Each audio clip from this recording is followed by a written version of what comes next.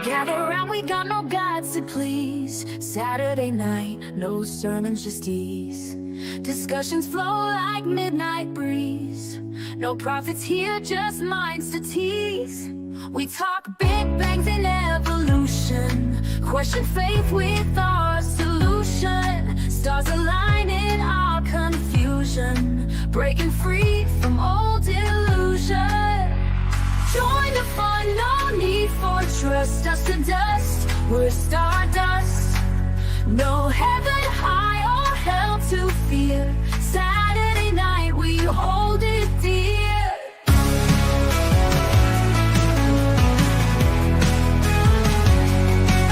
Fun and laugh at myth believers. Here we're all truth seekers. Open hearts and swift deceivers. Make it stand, no hidden levers. Raise your glass to reason's thrill. No ancient text, it's our own will. Debate till dawn, feel dull and chill. Saturday night, we've got the skill.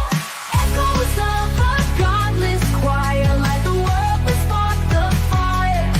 Free our mindset to inspire. No holy walls to take us higher.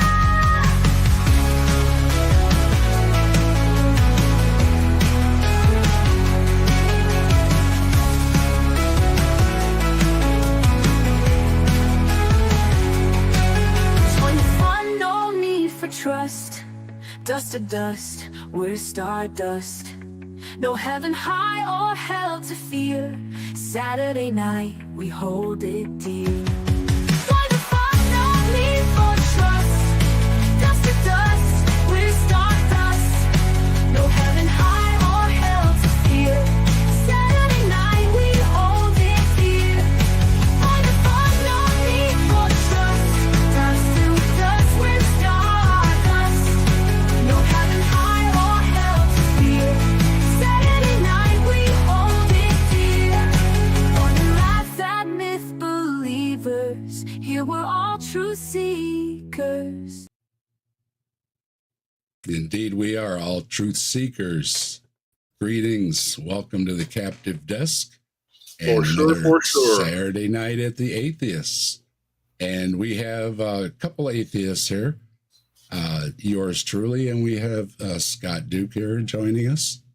AKA Old Grump. And I found out the thing that makes me grumpy the quickest is bullshit coming from a Christian saying that he can prove God, or that let me tell you a small story. Go ahead. Jacob Bergman, is it Berman or Bergman? On History Valley. Yeah. Has done 3 segments on this Dr. Nicholas Allen's theory about the Shroud of Turin concerning the camera obscura, a rounded crystal lens, and an aperture, and then either a statue or even a cadaver made to look like Jesus hanging up in the sunlight. And so he went into like great detail for over an hour. It might have been close to 2 hours 3 or 4 days ago, and then did a live stream last night about 11:30 p.m. Central, and then another 2-hour segment this morning. And the guy, Dr. Nicholas Allen from South Africa, had a bunch of details that he did that covered all sorts of things, and then all the responses from the Christians who believed in the shroud were, you can't do it, you can't repeat it, you can't tell us how it was done. But it was literally 2 hours of the guy saying how it was done and how he successfully repeated the process and made a likeness of Jesus' body that looked a whole lot like the Shroud of Turin, both before and after you take a photograph of it. You take the photograph and look at the negative, and it's a and it's the 3D image of Jesus or supposed Jesus. And over and over and over, they was like, no, you can't repeat it. You can't do it. Or they would say, okay, that kind of looks good, but you can't account for this, and this, which we're all totally accountable for. It's just like total denial, total. I don't even think they saw the streams from this week. They just react according to their talking points. And boy, I was getting grumpy. I feel like an old grump now just thinking about it. But boy, the denial and bull. I'm going to refrain from cursing right now. The denial that people go through to maintain their religious beliefs or their beliefs in relics that they hope will establish their religious belief. It's just ridiculous. I'm done. Well, the fallback on the shroud is the fallback argument has been, when pressed on everything else, is nobody's been able to replicate it. And it's like, but that's not a good argument, that means anything other than, for one big problem, good testing hasn't been done on it. And the way pigments degrade and, all those kind of things, you may never know exactly how that person made it. The dating methods, though, and because I did a video on the shroud, check it out. I put a lot of work into it. Okay. I may have already seen it, but yeah, I've seen a lot of videos on the shroud. Yeah. If you go biblically, there's no mention of it in the Bible. If you go to early church fathers, there's no mention of it in the Bible. And with the dating of it and everything, even if you give a big range, it's nowhere near the time of Jesus. And then finally, the church and the caretaker of the shroud accept that it's a religious relic, is what I think what they called it. Not the actual, they pretty much concede that it's a piece of art, right? And there's a letter and everything, but it doesn't seem to be biblical.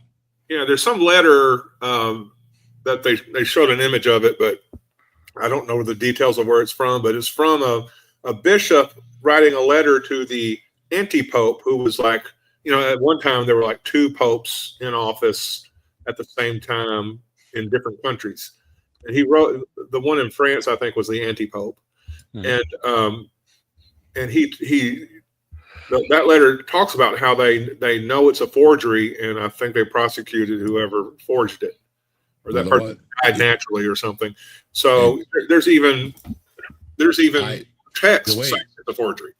The way I had it in my story in the video I made about the shroud. Check it out on my channel.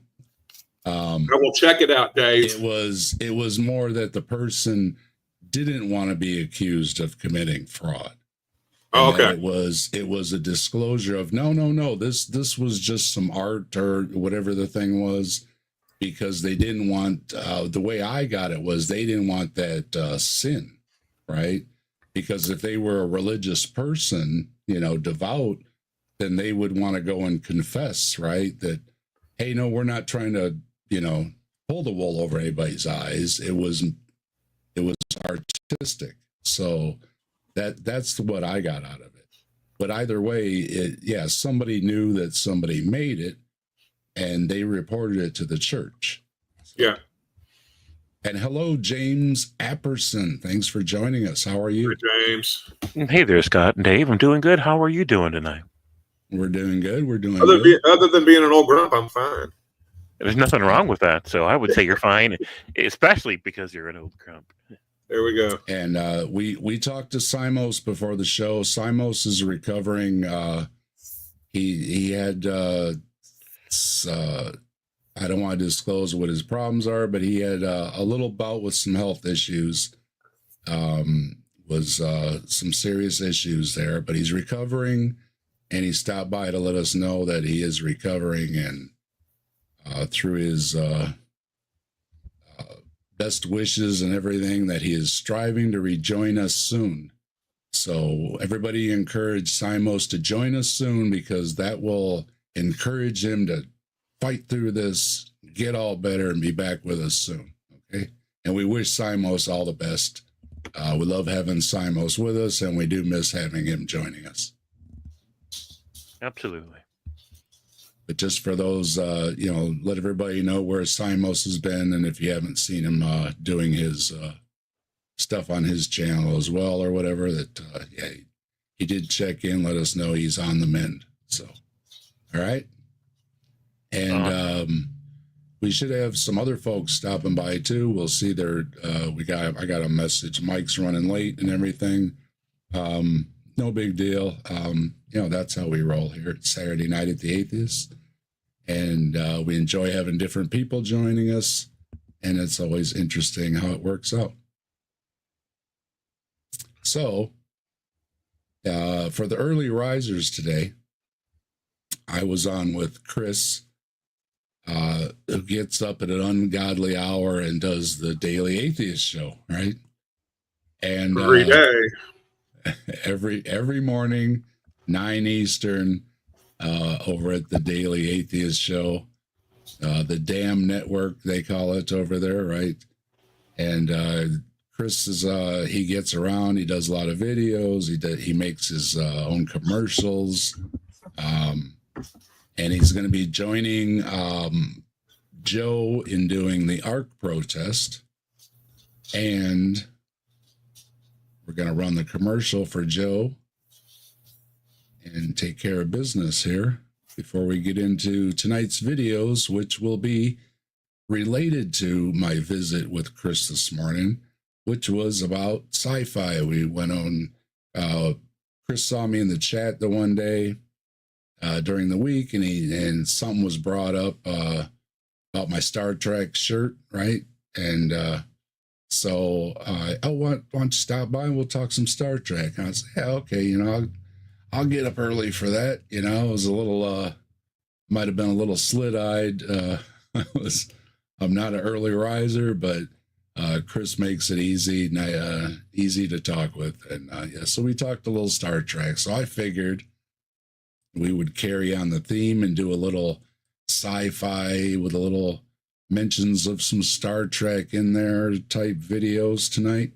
And it would fill right in. I've got my shirt on, live long and prosper, live long and prosper, everybody. And we're just speaking of Mike, and here's Mike joining us. Hi, Mike. Hello. So I have a thermometer stuck in my mouth. You do. I You're violated under the weather too? That's not how I thought you were going to end that sentence. Fuck you. I violated a rule yesterday. I was with 100 people at a wake, so I may have come down with a little something, but we'll see. So if I just disappear, it's because I'm not feeling well. So anyway. Are we hydrating? Coffee, the right way. So, self a glass of water. Water. I got some water. I got some water. I say. My wife says, "Have some water," and it's like water. Yeah, water. Well, I got some water here with coffee dissolved in it, like a pound of coffee. I think it dissolved in 1 cup of water. So, anyway, we'll see how it goes. But I'm only running on 99, so I come down with some little thing here. I hope it ain't the horrible thing. Anyway, okay, that's enough. So okay, well, if you didn't hear that, Simos checked in with us. He was really under the weather there, but he's on the mend, and he wanted to let us know that. Okay. He'll hopefully be back with us soon. Okay. Good. And with that, I wanted to take care of business. So, headphone check, everybody. Here comes a commercial from Joe, and Joe likes a lot of bass. Okay.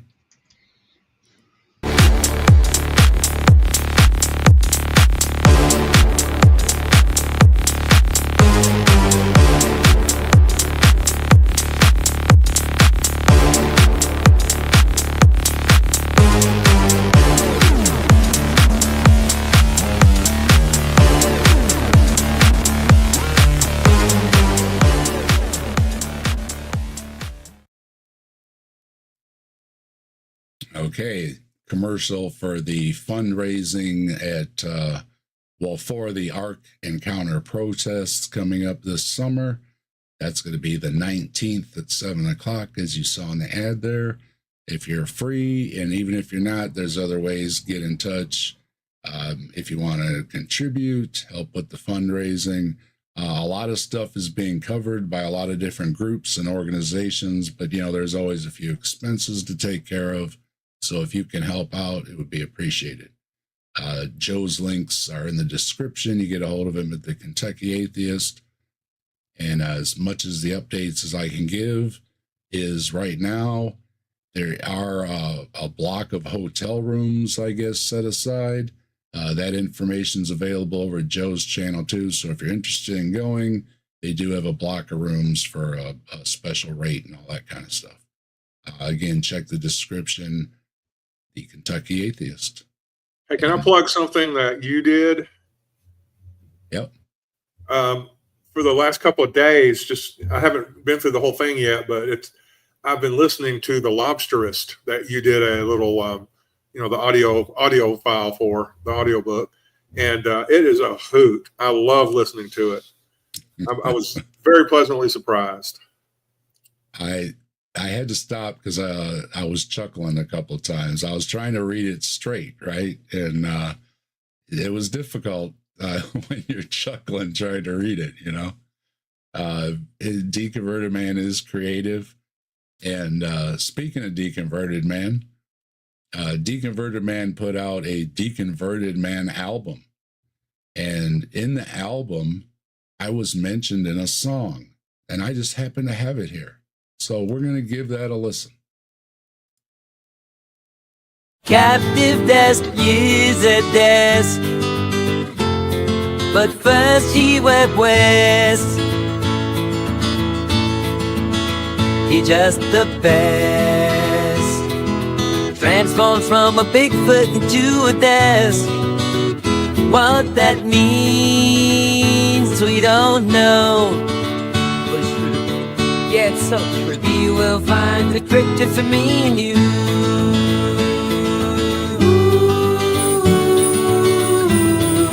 Yeah.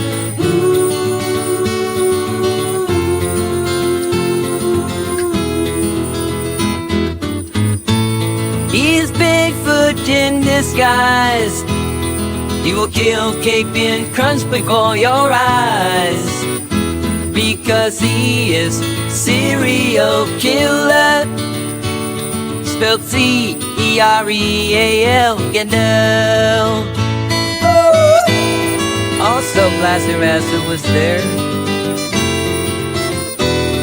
And he did stuff.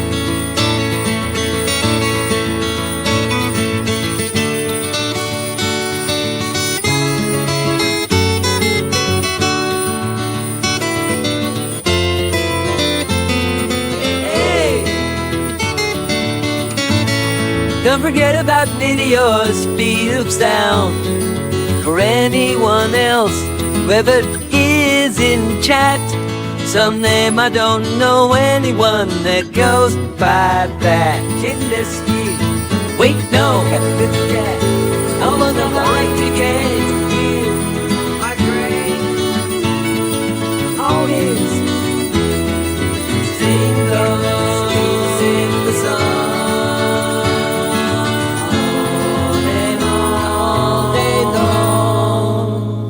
Yeah.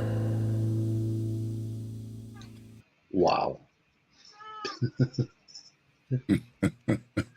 Yeah, that was a trip. One of the advantages of hanging around with Deconverted Man is he might make a song about you. Yeah. He might break out into song about you midstream. Always amusing, always appreciative. I mentioned earlier, I never know what I'm going to get in my email box from Deconverted Man, and he usually puts a smile on my face, so it's much appreciated, right? So yeah, I'm included in the Deconverted Man album. So's our friend. Gee, I forgot his name already. Our loud friend. Loud friend. Yeah, well, the KGV. Oh, him. Whatever. Yeah, Yeah, see, good that you forgot. Yeah, I'm forgetting his name already. See, I forgot your name already, man. The KJV guy. He did a video about him too, and that's in the album. So yeah, if you want to hear some of Deconverted Man's album, check that out over at his channel. And so I was mentioning. Oh, go ahead, Mike. I had him on my channel last week, I think, and he ran me through so many topics. That guy's mind is just on fire.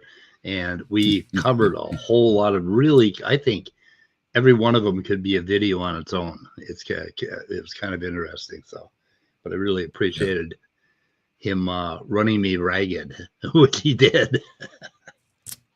Anyway. Yeah, a lot of questions, didn't he?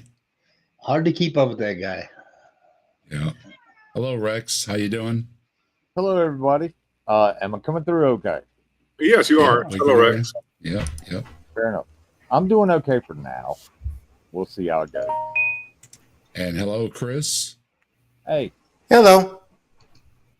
How you doing? I'm doing okay. Yeah, it's just been a couple of weeks where did some life changes a bit, and I'm tired because of that. But hey, that's how it goes. Yeah. Yeah, I was up early. I had to take a little nap in the chair today. Thanks to there's Chris in the there we go. Yeah, thanks to Chris. I was up early this morning and took a little nap, feeling refreshed and ready to go. And I was just saying, I was talking Star Trek with Chris this morning, so we were going to continue the theme on with some more Star Trek, right? So, Yeah. Well, yeah. I look. Didn't Leonard Nimoy say that "Live long and prosper," like the Vulcan hand symbol, was a Jewish? Yeah, that's. Or the basically the infamous Picard just kind of rant or something like that. Anyway, I don't know Star Trek that much, but I know that Don't let the other Chris hear that. Yeah. well, Well, I mean, sorry. He knows his Star Trek really well. It's really fun to talk with him, and we talked a few things about the transformation of the Klingons from mostly just having a mustache to the full Klingon decor, and that it was just kind of casually mentioned in a couple episodes that there was a thing that kind of mutated us, and it's like, oh, okay, right? Because they had to figure it out one way or another, right? So I figured, we're going to be talking about Star Trek, and I'm going to wear my Star Trek shirt. So I was looking around for something Star Trek, and there's a lot of folks talking about not only Star Trek, about the aliens, and I talked before about Hugh Ross in a video, and Mike, I think, covered it with me too. We were talking about it. A lot of the aliens and the spiritual world connection and all that kind of stuff, and there's quite a few of them, and I came across a couple of them that were actually mentioning Star Trek. So I said, okay, well, there we go. We got a good fit. We're going to look at these videos. So, that makes sense. Yeah, it just kind of worked out that way, right? So Yeah, I can think of a few, and I'm going to have to go back and check out that episode you guys had this morning because I missed it. oh over yeah, there that at the was AM show. wasn't that a Deep Space Nine episode that they explained how they got their head ridges? it was. Well, I think that was an Enterprise. it How was they actually something- explained it.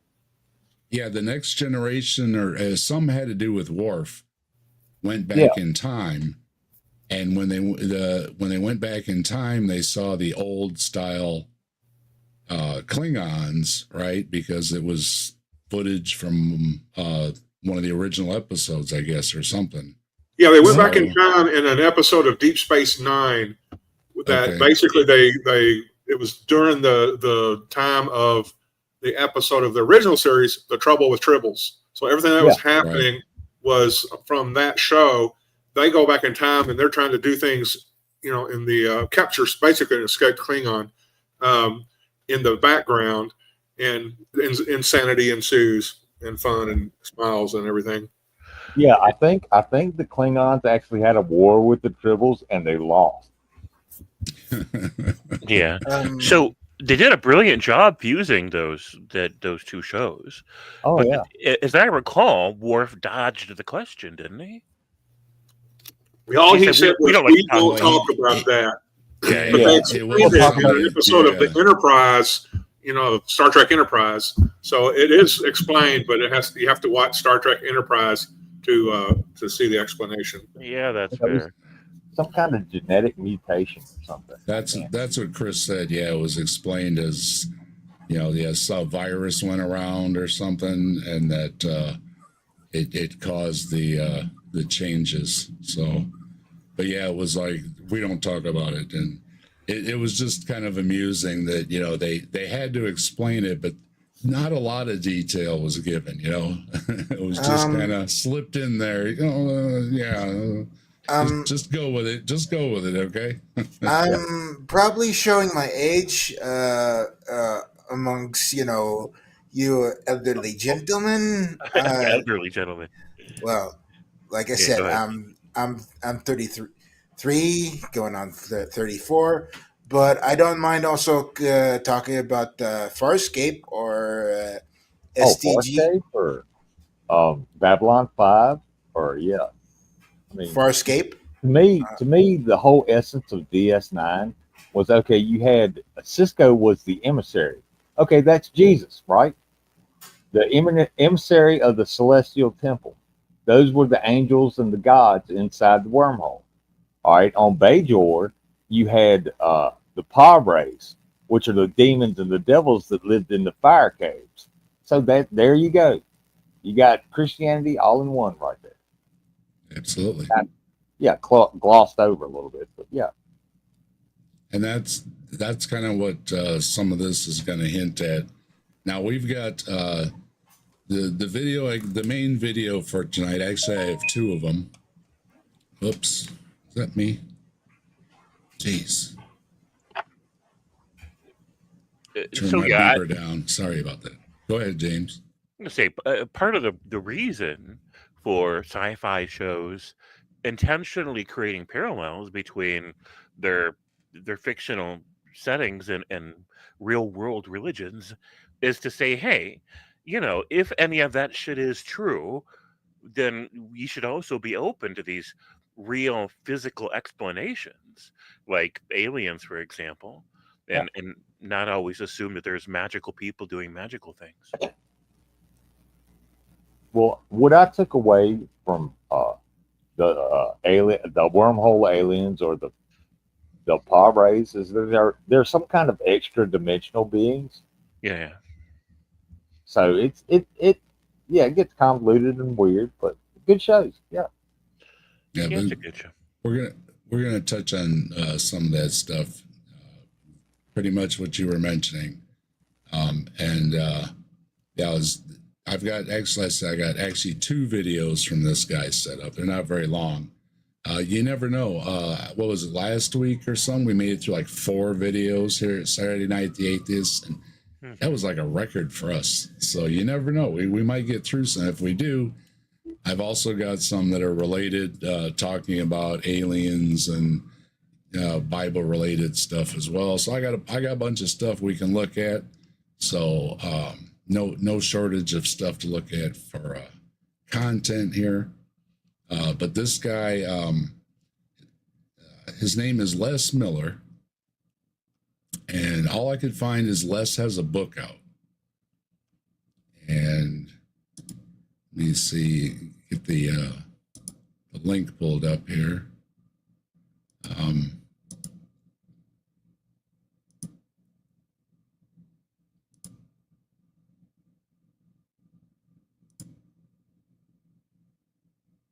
we go. Also, if anybody is down to talk about Mass Effect, I'm happy to, you know, chat too. But that's basically like for you older crowd. It's like what anyway? A what? Talk about what? Mass Effect. Oh, okay. Oh, we could talk about Legend of Zelda. Oh, that's deconverted, man, isn't it?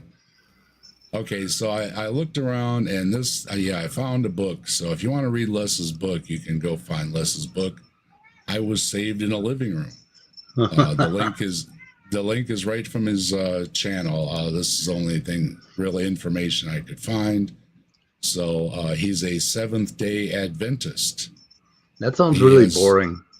Well, that's swell. He has videos about it and everything on his channel.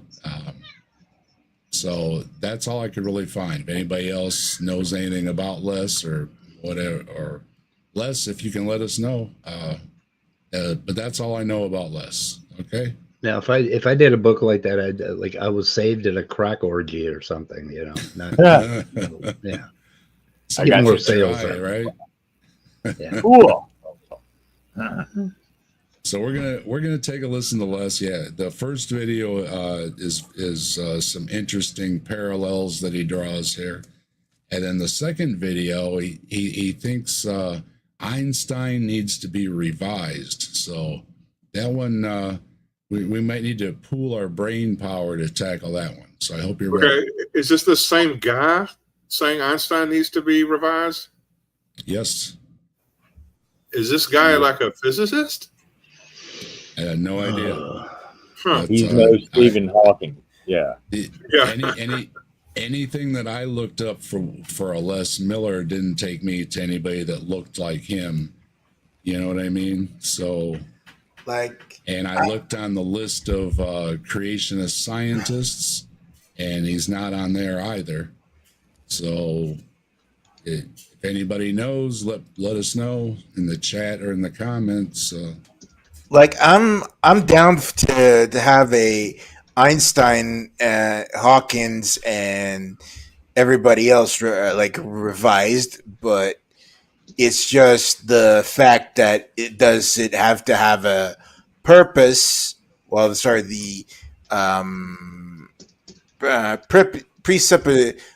But usually, when people say this, is that there is a presupposition that the conclusion is that Almighty God exists. But if it means that we can have scientific advancement, I'm all for it. So, yeah. But otherwise, yeah, it's the same old dancing song. So, yeah, I'm not keeping my hopes up. Well, like I pointed out, we're talking from a Seventh-day Adventist, and they're known for their creationism and all that kind of good stuff. And there's Chris. Hello, Chris Mallard from the Daily Atheist Show. Has me up early in the morning on a Saturday. On a Saturday. How are you doing? Thank you for having me. Hello, everyone. Hello. I want to mention before we get too far away, yes, on Farscape. Love me from some Farscape. We're watching Farscape right now, me and the Evil One. We're about 5 or 6 episodes into the series again. Oh, wait, you're just on the first season? Oh, I've seen it before.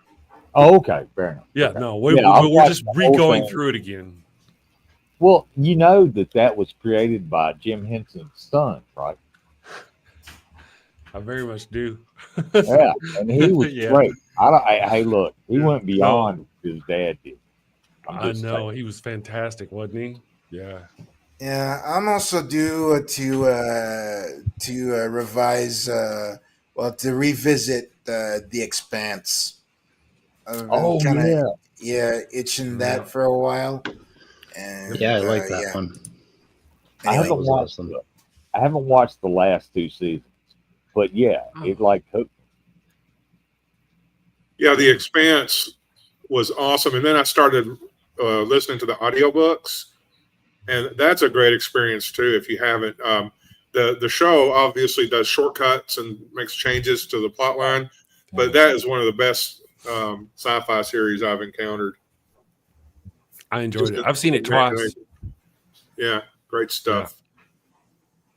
Yeah, And, if you like talking that stuff, Chris likes talking that every Saturday morning. So join him over there for all you early risers. Do you two have a link for that video you did this morning? Yeah, I can. Actually, do you have a channel link, Chris? I got a channel link for you. I got the channel link for you.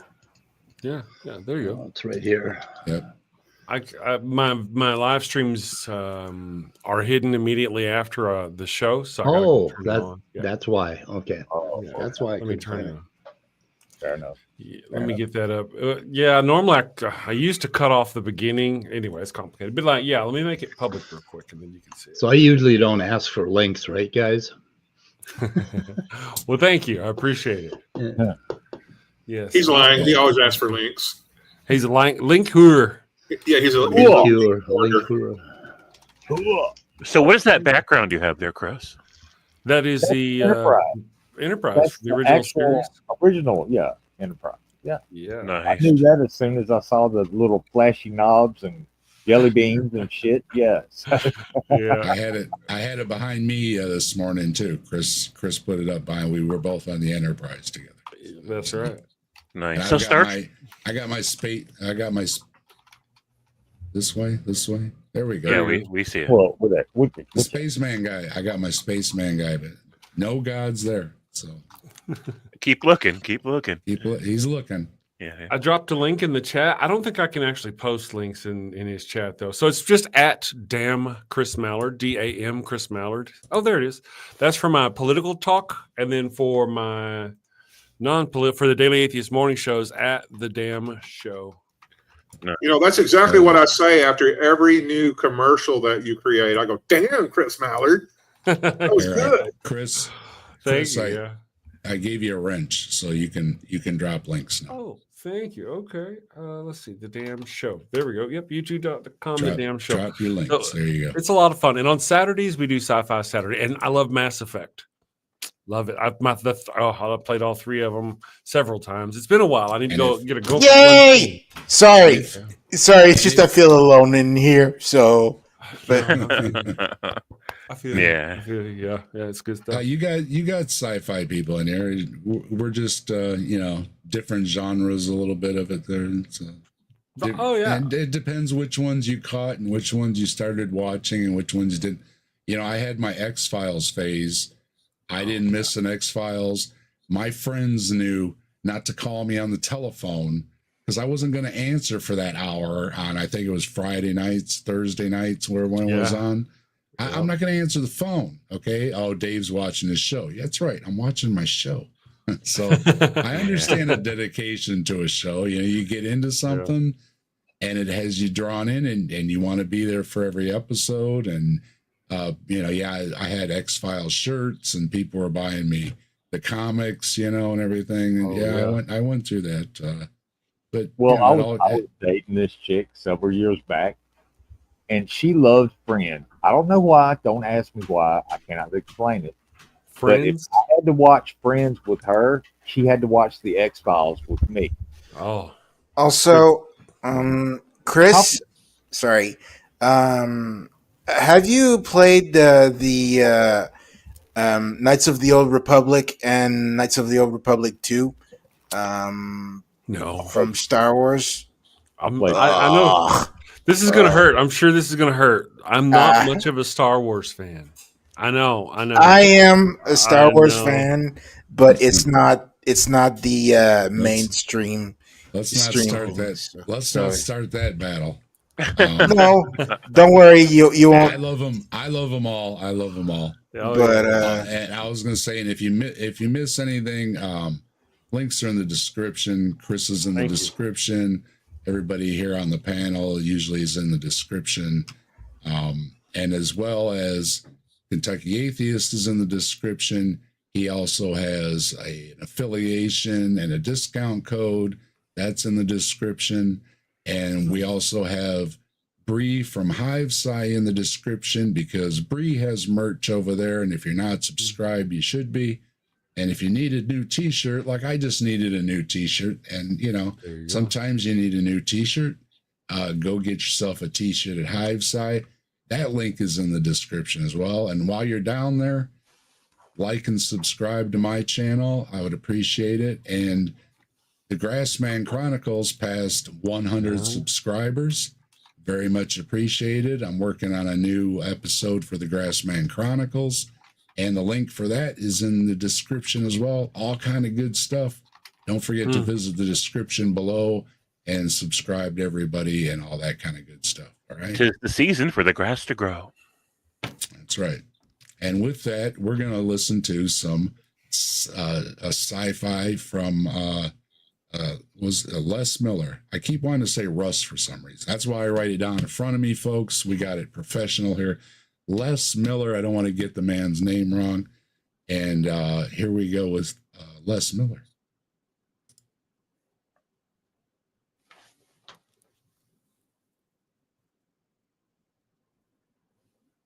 Vulcan, Alberta, Canada. A town of almost 2,000 people located 130 kilometers south and east of Calgary. While most Canadian prairie towns hold an annual festival with a Western theme, Vulcan hosts Spock Days and Vulcan instead. Do you think it is a coincidence that just when Western civilization turned from its Judeo-Christian roots to the world of science we live in today, that science fiction rose in popularity as well? Think about the storylines of the first 6 Star Trek films, with the original cast from the television show.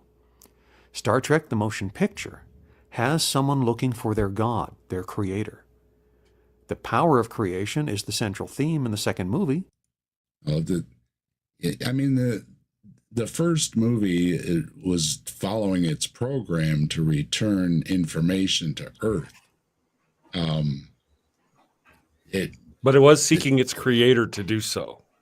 The carbon units infesting the third planet. Yes. Yes. Yeah. It was seeking its. It had to connect. It had to connect and bring back its data. Right. It ultimately had that mission to return the data. Right.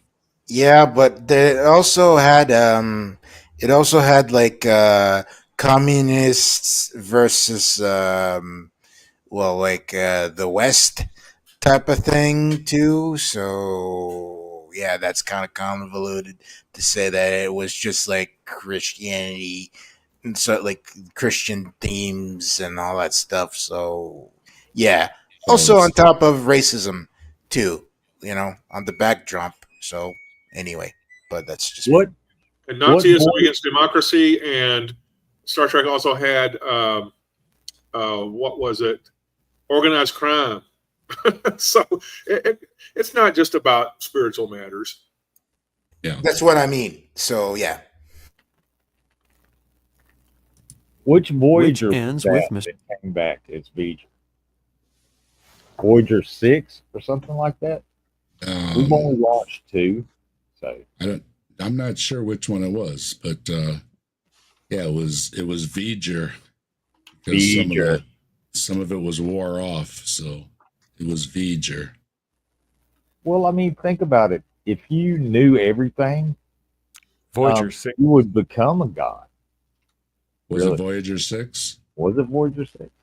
I thought according to the internets, it was Star Trek the Motion Picture. Voyager is revealed to be Voyager 6, a 20th century NASA space probe that was enhanced and gained sentience by an alien machine civilization, possibly the Borg.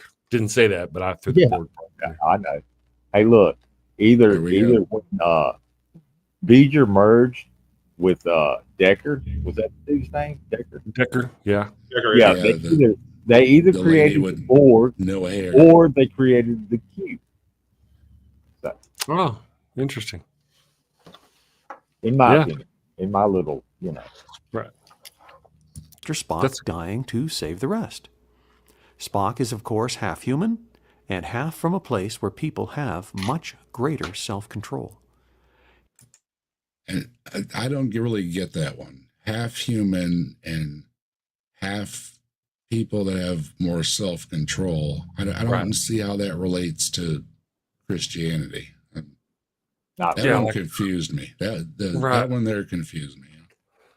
Well, Hmm. Vulcans were supposed to be this violent people, and until they adopted logic, they would like kill each other willy nilly or whatever, like we do, kind Yeah, because that's Pon farr when it shows up, right? of. Oh no, Ponfar is like a dog going into heat. Yeah. Yep. That- Yeah. hey, that's I a good need analogy. sex now. Yeah. And more like an elephant into musk, right? There you go. Gets ugly. Fair enough. Yeah. He comes back to life in the next film. Then the whole crew return again to the Earth in our time in number 4. In Star Trek V, they're searching for heaven. And in Star Trek VI, we make total peace with our enemies. The rest of the films that follow, Well, total peace with the enemies is not a happy ending for everybody in the Bible. So, Do they don't ever do that in the Bible, though. They never, ever, do they, in the Bible, ever make total peace? Oh, they do just before the end, don't they? yeah, they Before just the end time. they get rid of everybody that they don't like. No, I mean in Revelations, all the world comes together to attack Israel. Yeah, And that's the the final closest- battle. Yeah, that's Yeah. the closest we ever get. Otherwise, I don't really understand the analogy they're trying to go with on that part of it anyway. But It's So Dave, Jesus, Dave, peace, maybe everything. Go ahead. is he going to connect the Star Trek dot to the God dot? Oh yeah. Okay. I just want to see I'm that. excited. take us Yeah, into me a too. brave We'll get there. We'll get there. new world of exciting adventures. He goes pretty quick. Does that sound familiar? That's the essence of Christianity. There you go. What? What? Now, I think This it's is interesting. a You were asking for him to get to the point, right? Well, there you this is go. a new one. Yeah, this is a new one on me.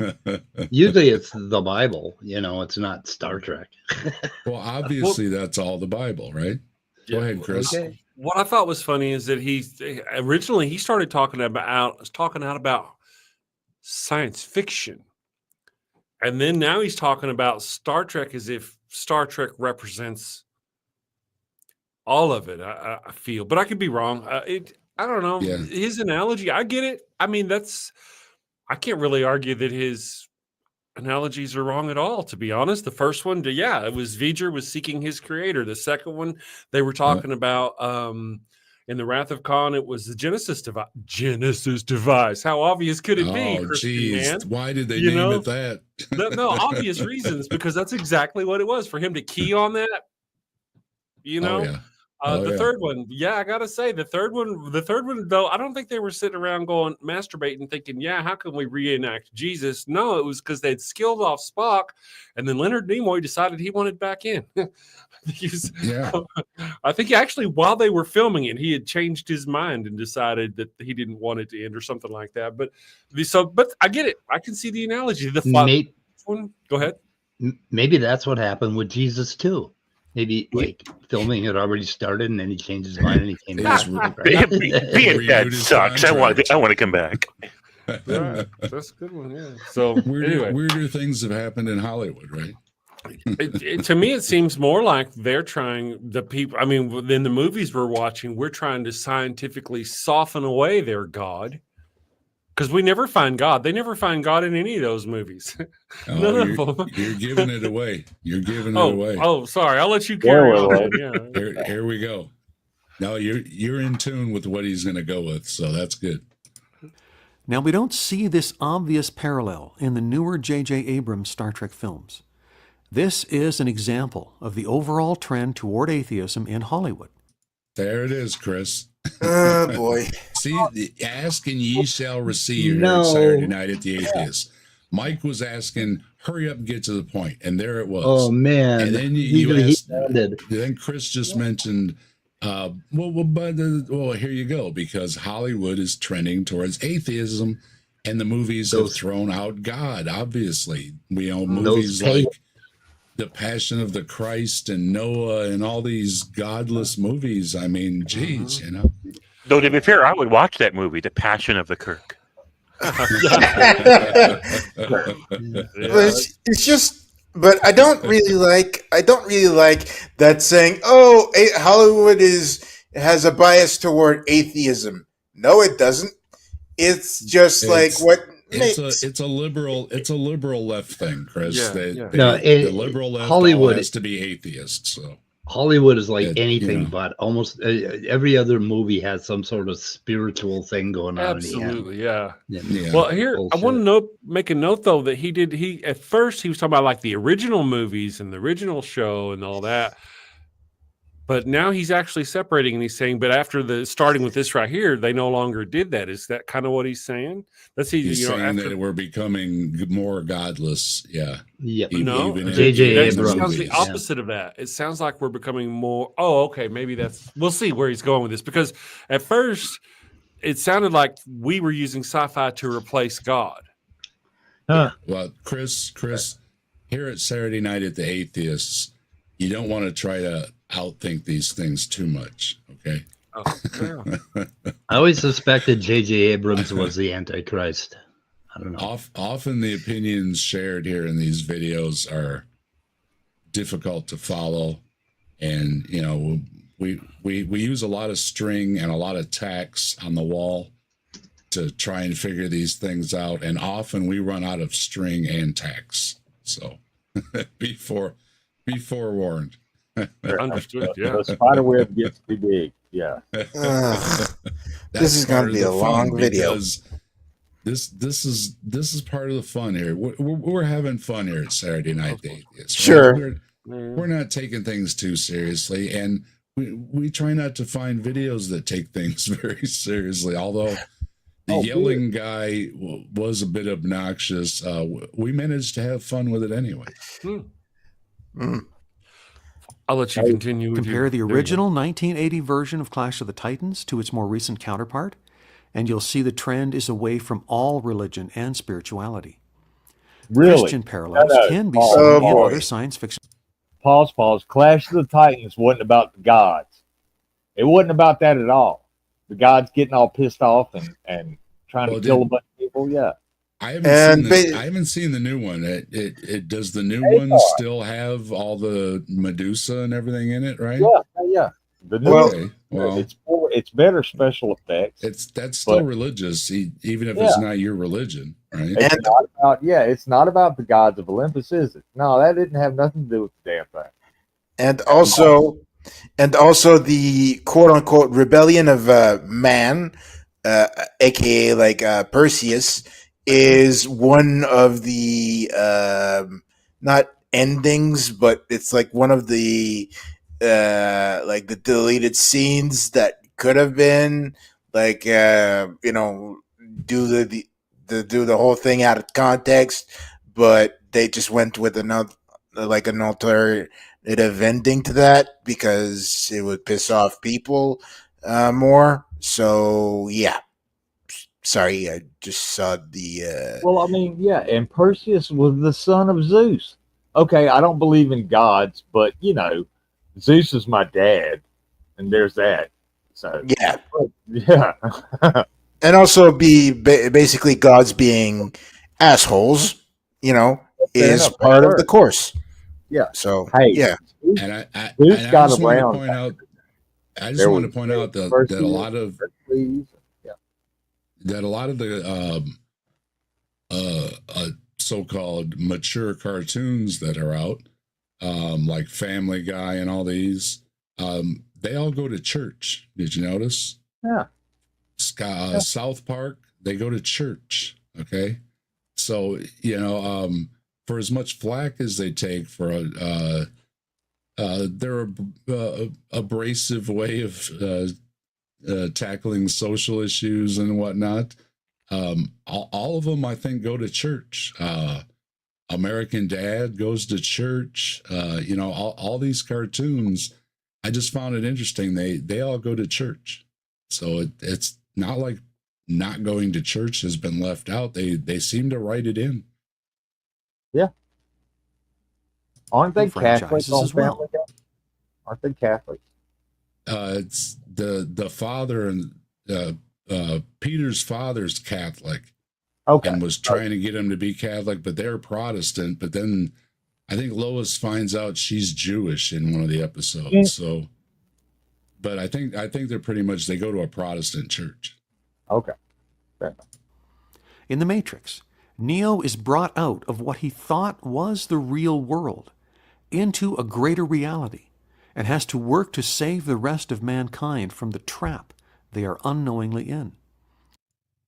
Well, that could be a little religious parallel there, but yeah, you're going to find these things. I mean, I went to Sunday school. You know, if I was writing a book, you know, I might use that cultural influence in it.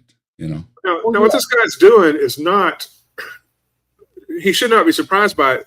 I mean, for years I was looking at books on philosophy called "The Matrix and Philosophy" and Star Trek and Philosophy, and they were comparing it, different movies to Gnosticism, different movies to, other philosophies. There are definite philosophical and theological themes that go through these movies and stories intentionally. So, yeah. He's just, Matrix is intentional. Matrix is they intentionally line him up like Jesus against the Satan. I mean, that's intentional. He's the one that's going to save the rest of humanity. Therefore, absolutely, yeah. And I don't know if we're going to go touch this subject later, but for me, like most of the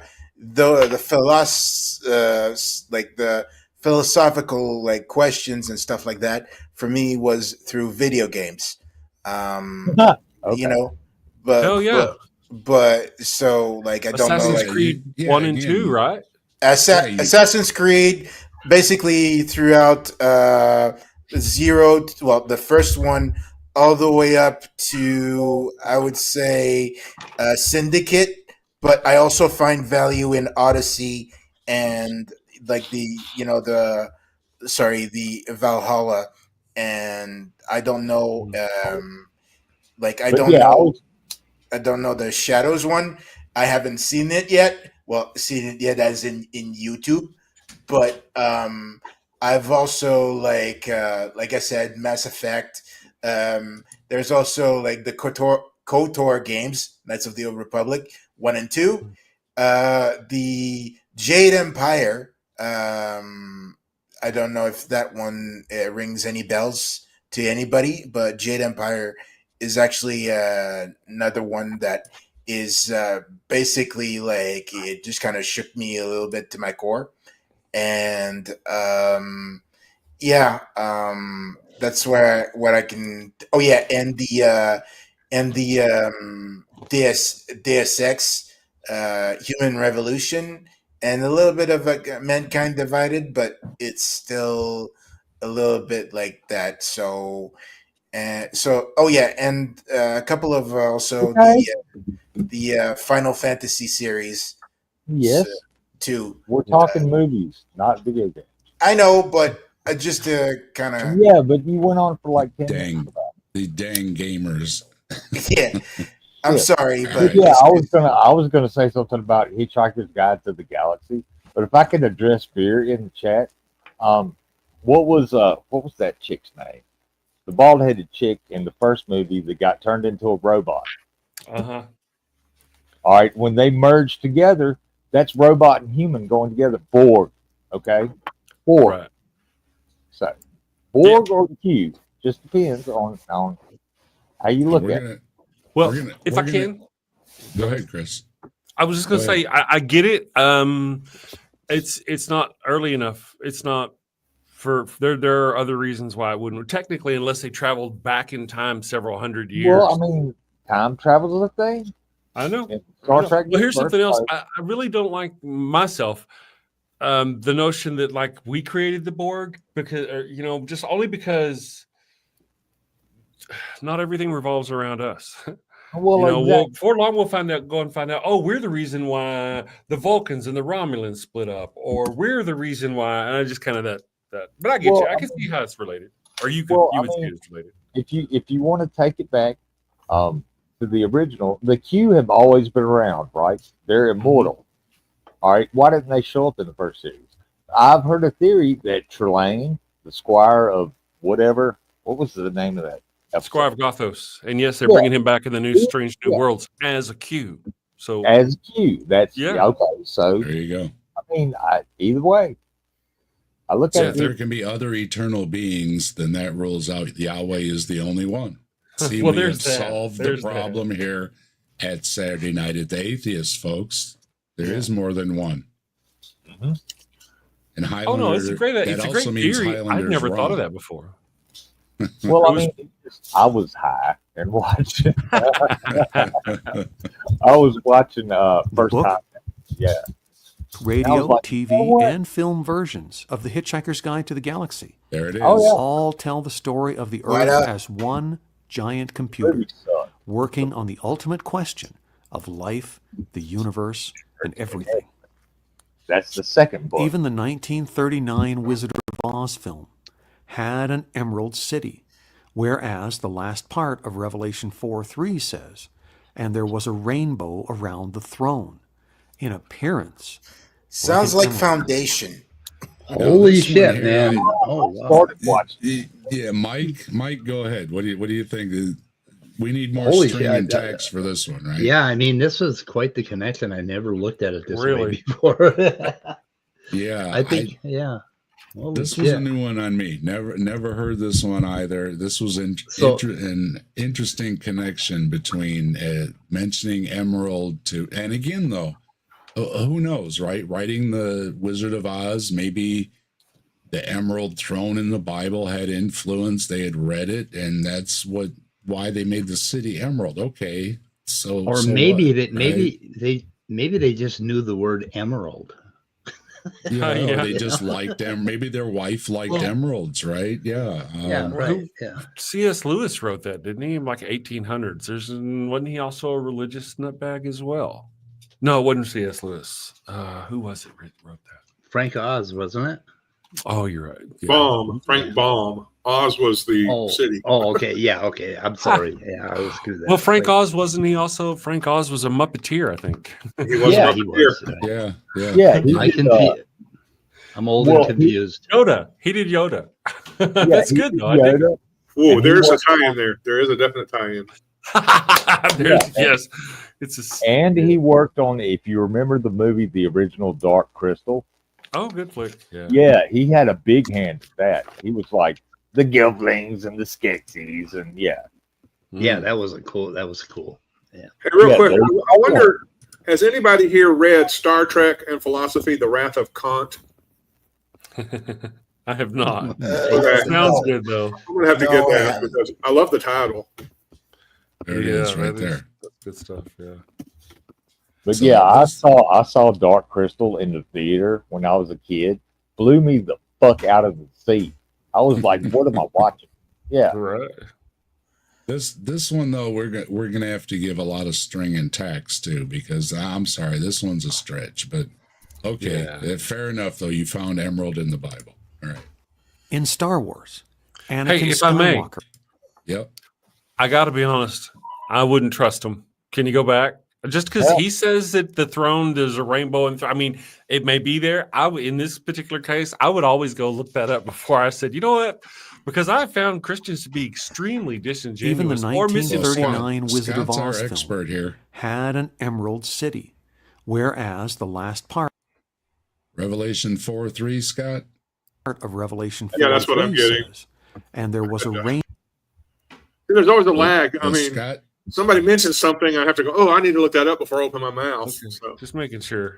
Yeah, okay. Scott is I'm our just saying. Scott is our was a strong believer, so I usually defer to Scott on biblical matters, and it's always handy to have him here because he has a good understanding of being religious because he was. Carol. Just so you know that, everybody. And you better do the KJV, Scott, or else. oh, yeah. Yeah. Otherwise, I'm a. Oh yeah, I was gonna ask, is this the new international version or the King James version, or the version that was actually written in Latin, or the Right. one written in Greek. Yeah. The New Testament was written in Greek, and I don't know. Translated to Latin. Look up Yeah. what word was used. So it's to follow the yellow brick road. Where's the emerald in? No. There's streets of gold in heaven. No, yeah, I know that. I'm talking about where's the connection to with the Wizard of Oz, the rainbow, and Emerald. what's that? The Emerald City, I think. Oh, Emerald City. There we go. Emerald City. I forgot about because I was like, okay, because I didn't remember there being an emerald throne. So there is kind of a stretch. You're right. It's just hey, they both use the word emerald Wow. in something. That's cool. Like I said, yeah, it does say the one seated there looked like jasper and chameleon, and a rainbow that gleamed like an emerald encircled the throne. Oh, okay. Fair enough. Now, The if throne Hope is Mallet is to believe, emerald symbolizes in this passage peace, eternity, and divine mercy. I don't know where it gets that from, though. but it's not the throne that's emerald. It's the rainbow that's emerald. Based on Well, what did you read that again? It depends on what version you read. Here we go again. Wait. In an NIV, it says like an emerald encircled the throne. In a New Living Version, it's and the glow of an emerald circled his throne like a rainbow.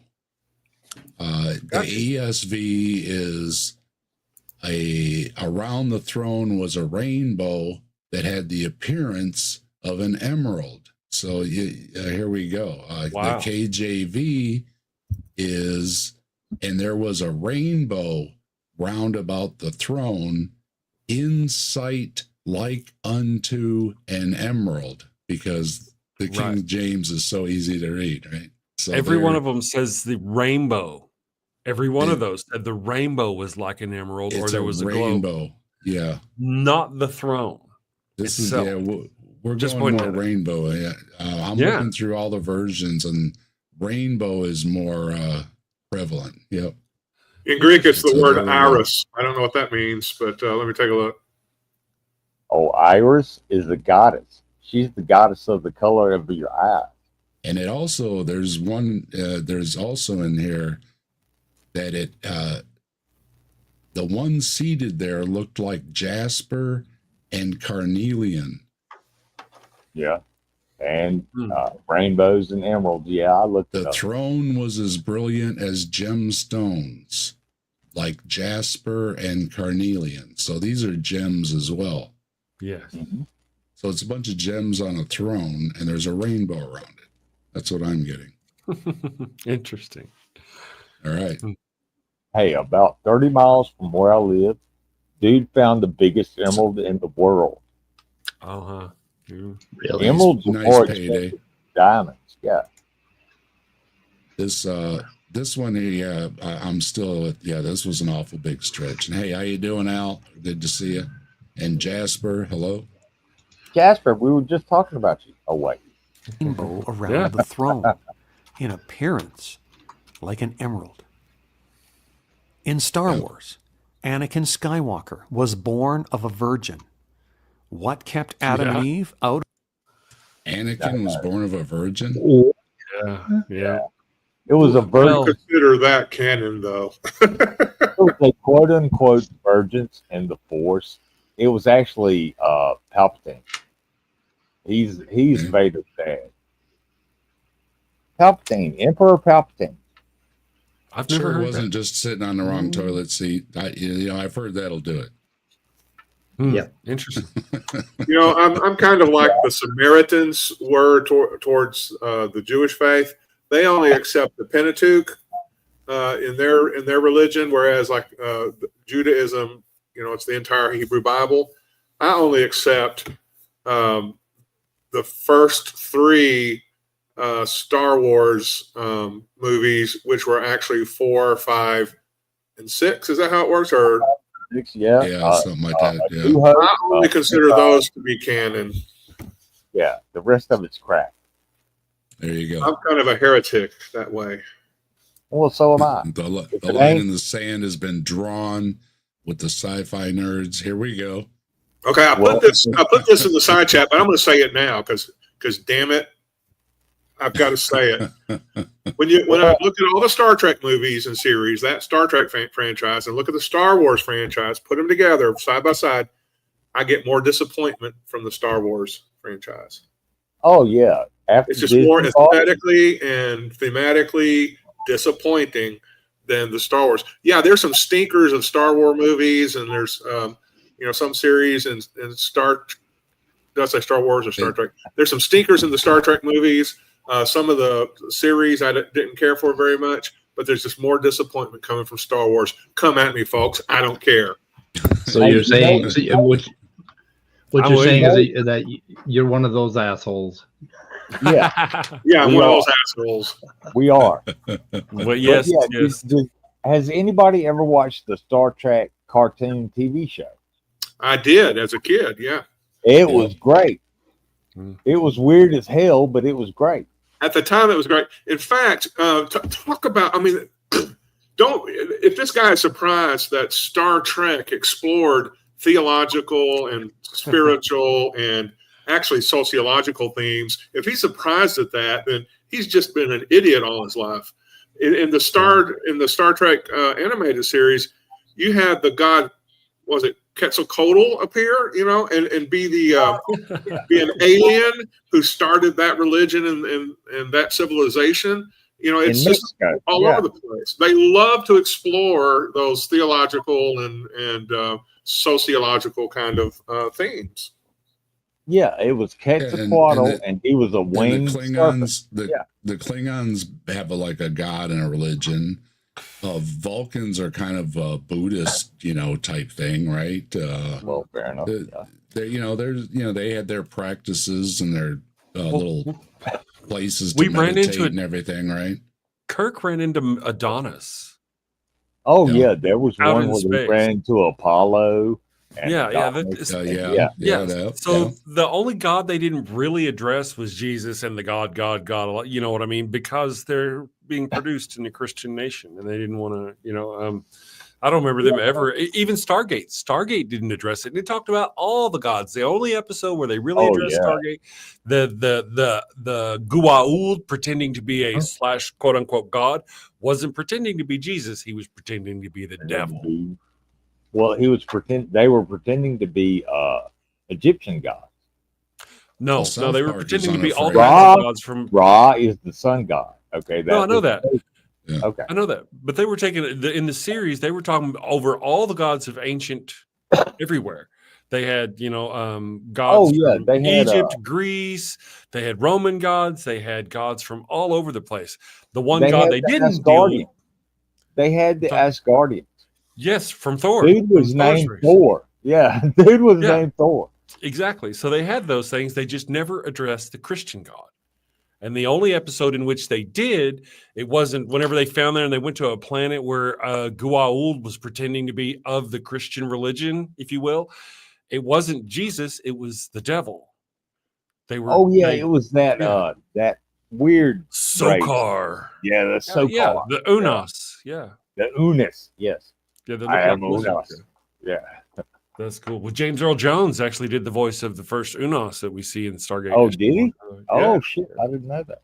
Oh, Well, South Park Well- is unafraid. well, South Park has addressed Jesus. And Oh, yeah. one of my favorite episodes of South Park is when Jesus is going to fight Satan, and of course, Oh. all the believers are putting their money down on Jesus, and then Satan appears, and he's like really huge, and Jesus is really small, and then everybody's changing their bets. fair enough. Oh, fair enough. Of Oh, the hey, Garden of wait. Eden. This just came back to me when the Ori showed up in Oh, Stargate. yeah. Yeah. Weren't they kind of like a Jesus sort of character? Believe in me, I am the way and the light. Yeah, kind of. Yeah. Yeah. They were the aura. The aura were more, I think, like visceral God. Sort of like there was two different kinds of aura. There were In our galaxy, they had the ascended ones. They were the ancients, and they had ascended to that above plane, and they could do Right. in Well, the, Daniel that did other that. galaxy. Yeah, Daniel did that too. Yeah. In the other galaxy is where the Ori were, and they were the same, but they were what we would think of as evil. And the ancients here didn't want really anything to do with humans or lower life people, and the Ori wanted to be worshipped by them. And you're right; they showed up with the staff like prophets. Yeah, Like, and they yeah, had like their prophets. disciples. Yeah, they had their Mhm. disciples and everything. So, what would? Okay. Let me nerd But a out for flaming one more sword. minute.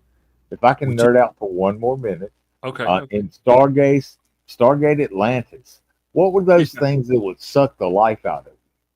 They were like Wraiths. vampires. Wraiths. They're called There you wraiths. go. Ex-wives. Oh, just kidding. Sorry. Yeah, well, fair enough. Fair enough. Okay, I'm is done. the I'll Jedi's shut up. weapon of choice. Think for a moment about the original 1977 version of Episode 4. There was only one point in the movie with a large amount of alien creatures, and they were only visible for a short time in the cantina scene. The rest of the film was almost entirely cast with human beings. You're gonna You know, ruin hold on. Isn't that because of budget reasons more than it Yeah. is? Yeah. Yeah. Like you don't have that big scene with well, it's not in this episode 4, but in the Empire Strikes Back or whatever. No, it is in this one. It is in episode 4. You have who's the big blobby guy in Empire? Oh, you're talking about Jabba the Hutt. Jabba Yeah, the you Hutt. see Jabba the Hutt But in the later editions of episode 4, but you don't see him as Jabba the Hutt in episode 4. no, he was actually when they filmed that scene, he was a dude in a fur suit. Mm-hmm. Way back when. Sigourney Weaver, when they did the first Alien movie, it was on a real tight budget. She got paid like $30,000.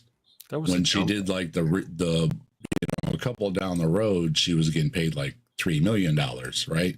Oh, So yeah. your budget goes up a lot, from making your first try, so to speak, because and then this was still using models and everything. You know what I mean? CGI was weak, and then of course Lucas redid everything and added a lot of stuff to touch it up with the CGI, right? Yeah, if this guy does not consider those aspects, budgetary and all the backstory that has come up around the making of these movie classics, then he's just talking out of his ass. Oh yeah, ILM was invented to create Star Wars. Industrial Light and Magic was invented to create Star Wars, and it eventually became Pixar. Yep. Mhm. And the basically the crux of the more of the not the design philosophy, but the philosophy of George Lucas, and if you want to basically be snob about it, James Cameron, they were the innovators of Hollywood. And basically all those like artistic creations, like what we see right now, is built on the backs of those two, like as giants. Oh yeah. And Look, it's until Aliens, nobody had seen any kind of shit like that. We really had until Aliens, where they go back to the planet and And Chris They're and I were everywhere. talking about it earlier today. All the great CGI is fantastic, surround sound, all that good stuff. But there's some to be said for watching the original Star Trek on a black and white television. You know what I mean? oh yeah. That's how most people saw it. Yeah, a little imagination goes a long way with sometimes, and I know. Are you Yeah, telling me Uhura You're is talking black? about the Star Wait a minute, Wars. hang on. I think the Star Wars generation was a little more,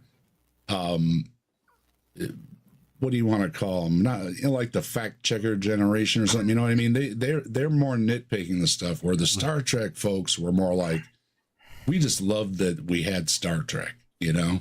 Yeah. And then from there and all the franchises of all the different shows, movies, and everything else, everybody's out to critique them all, you know. But Star Trek is like it's Star Trek. I just don't think you have as critical of folks. You know what I mean? Oh, as but the you Star do. Wars. Oh, if I may, I mean not to disrespect you upon your own channel, great sire, but I must speak. Oh my God, there's some horrible Star Trek out there. It's horrible, of course, and there's of course. horrible.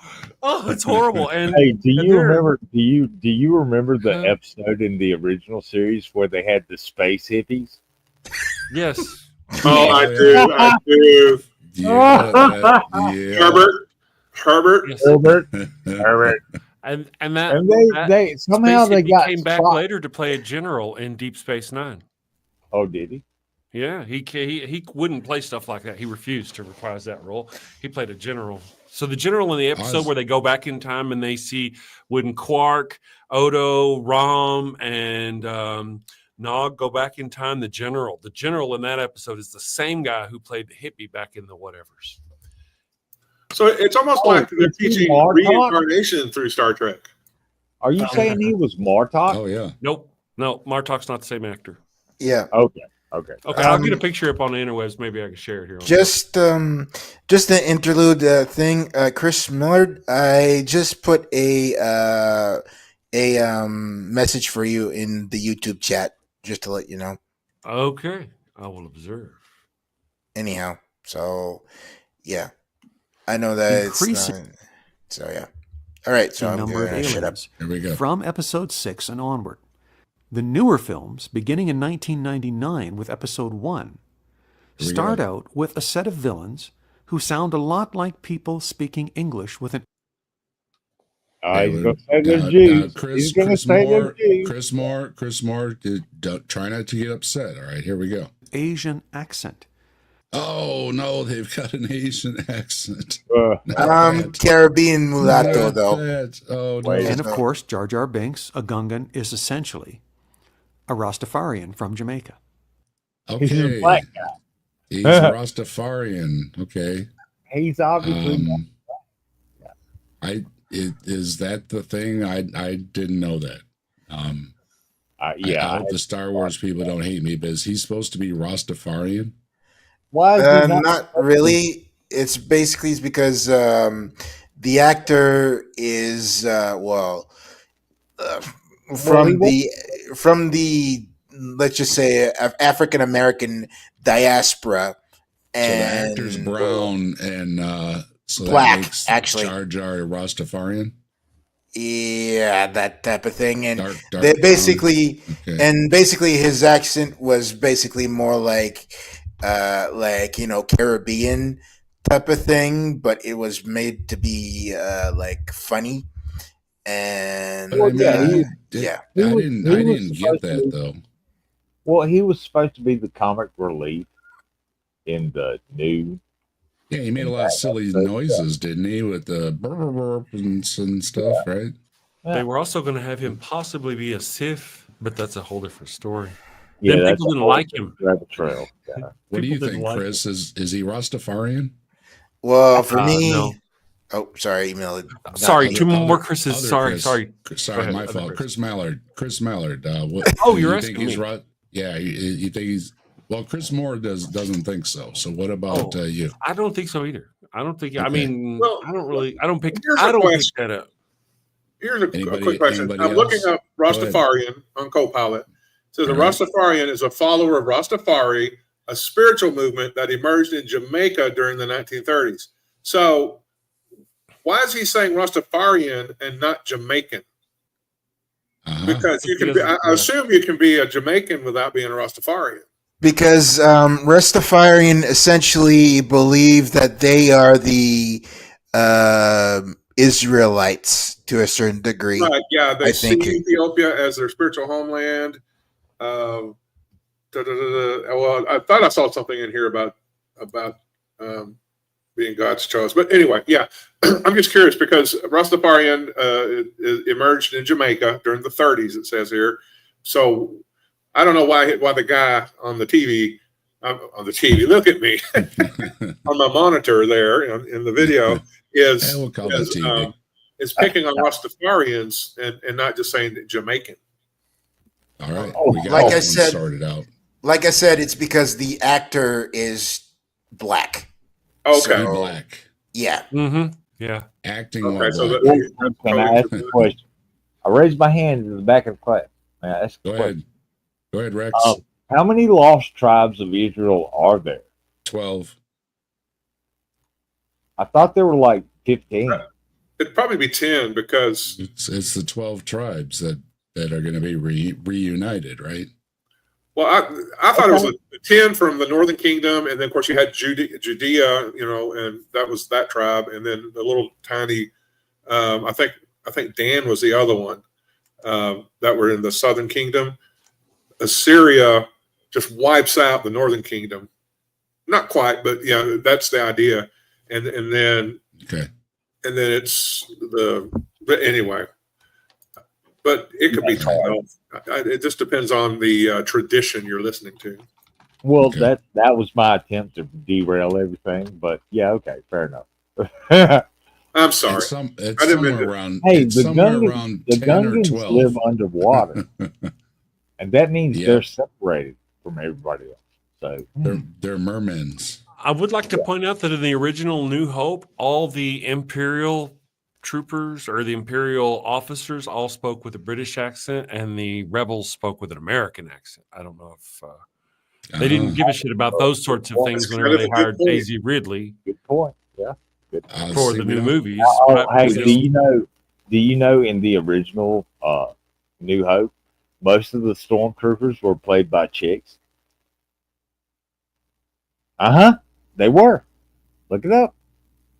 Will they fit smaller in the outfits or something? I don't know. Maybe that's all they could hire. I don't know. Hmm. I don't know specific details, but yeah, most of them were chicks. Maybe they Well, were there you cheaper go. to Trivia, hire. folks. There's trivia for you. Go find Chris that Moore, one out. Is your name the same name in the chat as it is in this thing here, Chris? Are you talking to me? Yeah, because Yeah. you said you sent me a message. I see you left me a message. Well, yes. Well, it's a handle name. It's not my legal name, but yes, it's Chris Moore. No, I'm talking about in the chat. So I mean, In the chat, yes, it's Chris Moore. I don't see you at all in the chat. Is in private? I put Private. the daily thing, the at daily. Yeah. I don't Okay, I'll just Anyway, redo it. what's your message? Try it again. Dave has you blocked. No, I don't see anything there. I just looked and there's nothing there. So maybe you didn't. You have to didn't hit the gotta send hit, button on it or something.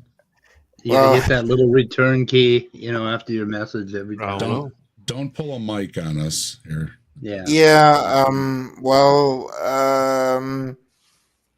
I don't know. I think you have a email address with your channel, right? Well, I'll just send it there because it's just a little bit too. Anyhow, Chris at the damn show. You can do that. CHRIS at the DAM show if you'd like. anyhow, I'll just find your social address. Carry on. And I'll just send it. It's just another avenue for another sci-fi show that I think that you'd be interested. Gotcha. Okay. So yeah. Anyway, This is evidence that in the 1970s, American moviegoers had yet to fully embrace the idea of alien life, and they were introduced to the concept slowly over time as the movies developed a more international focus. Now, what other reason could there be than the fact that Christianity had a greater influence in society than it does today?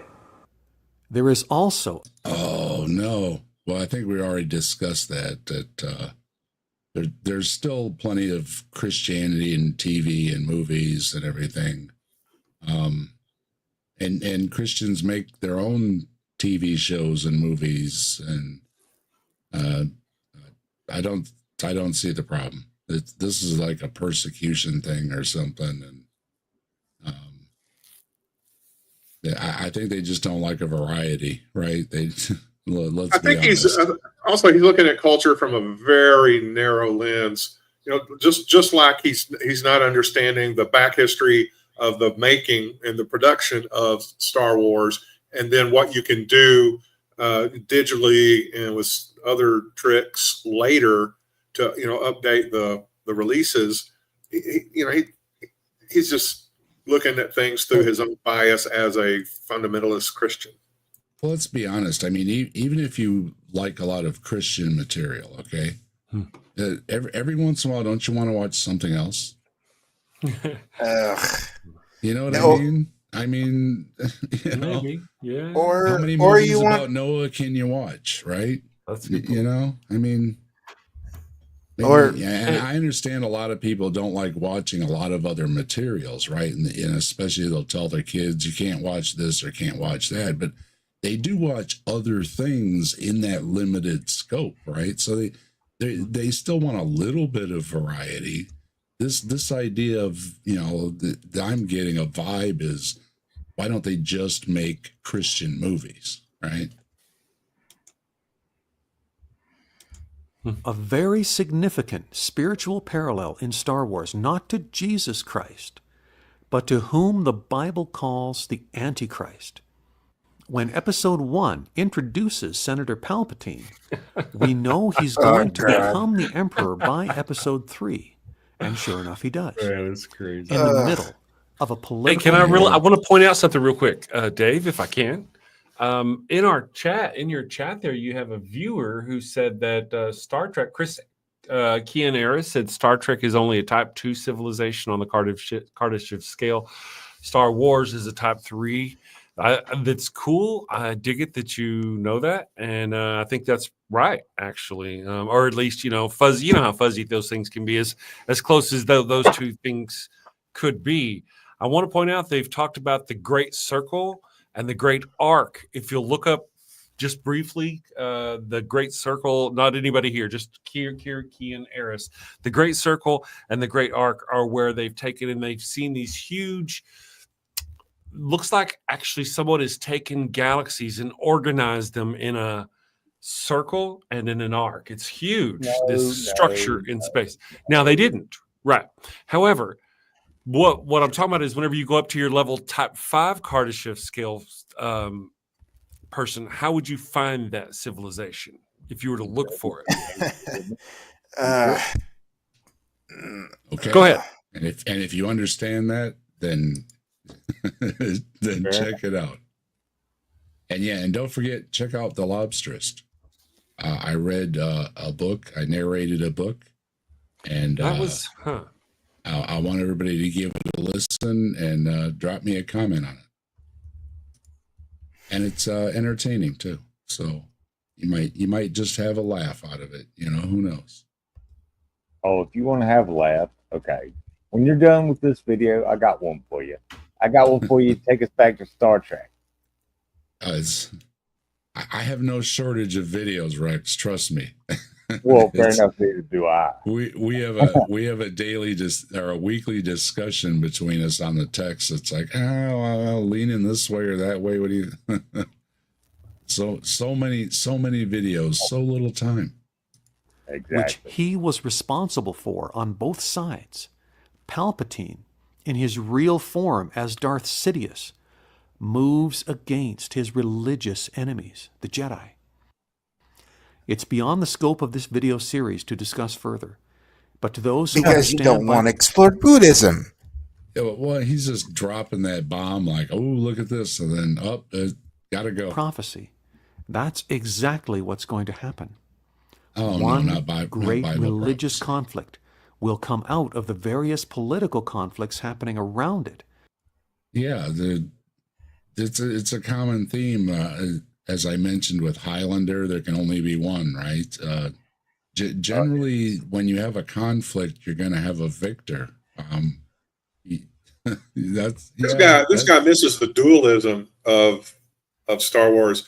you have the Jedi and you have the Sith, but you're always needing one and or the other. There's always a both and proposition because you have to bring balance to the Force. And the problem is when you can't bring balance to the Force. Now, what if there's too many Jedi and not enough Sith? That's an unbalanced Force. So it seems like it would call for more evil in the universe. But it's a kind of a dualism like yin and yang and Taoism. Where you could find the same comparison in a cowboy movie, though. I mean, right, and the white hats and the black hats, right? And I know that what I'm gonna say is basically just the sales pitch a little bit to consider to viewing the Knights of the Old Republic 1 and 2 video games just through the playthrough through YouTube. But those two things were developed to answer basically what the philosophy of the Jedi are and what the philosophy of the Sith are as dichotomies.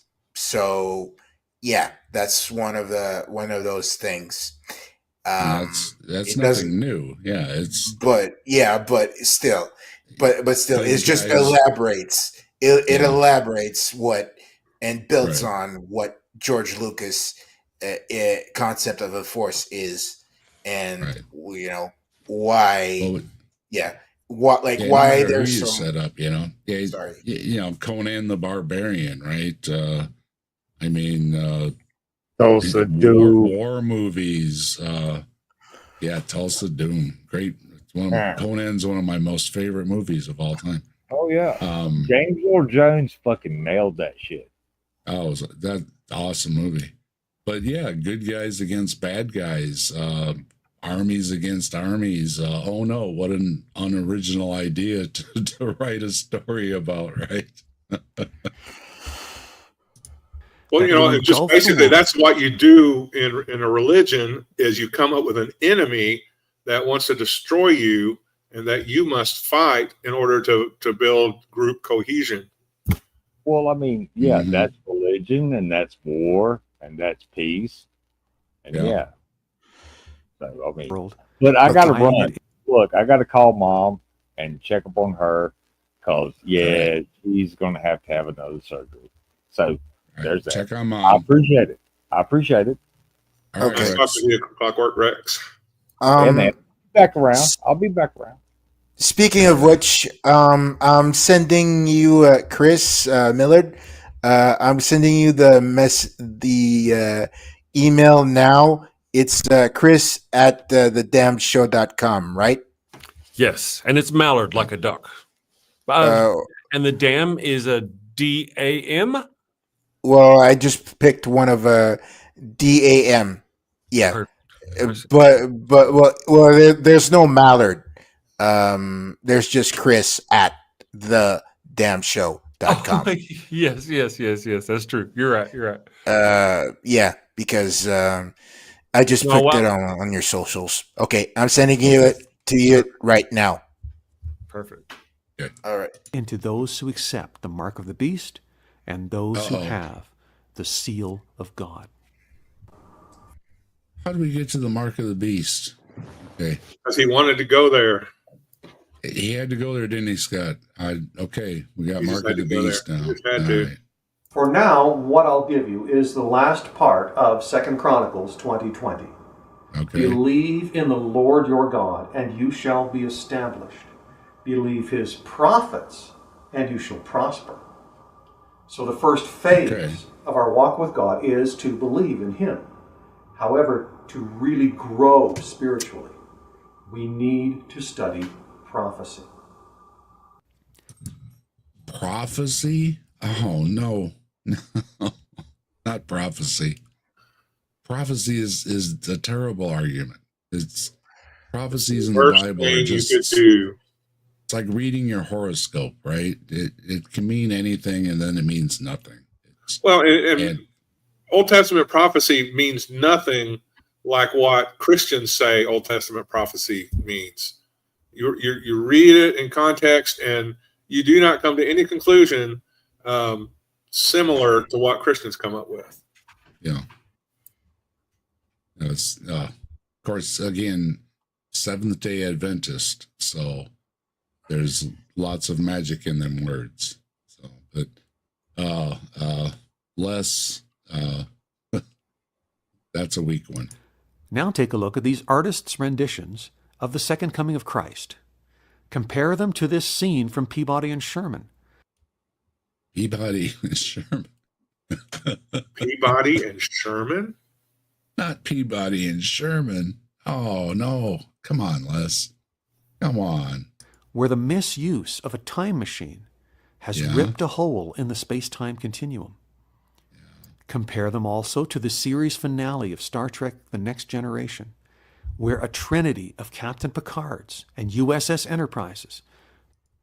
Uh-oh, he found a trinity, Scott. Oh, Oh, scene. yikes. Oh, There's no, a we've been trinity. exposed. I mean, glaringly obvious. I mean, come on. There's the trinity. Okay. I From mean, the you kind of got to past, give him points, though. You know, I mean, you got to give There's him a lot of- points. A lot of work into that. Yeah, I mean, Yeah. Well, that's what those prophet-oriented religion is. And actually, I mean with both spellings of prophet, but prophecy-oriented religions, they're experts at finding stupid things in their text or in their enemies and making a big deal out of it. yeah. Well, maybe it's driving him to watch these movies. So maybe that's a good thing. That's a good thing for everybody in general.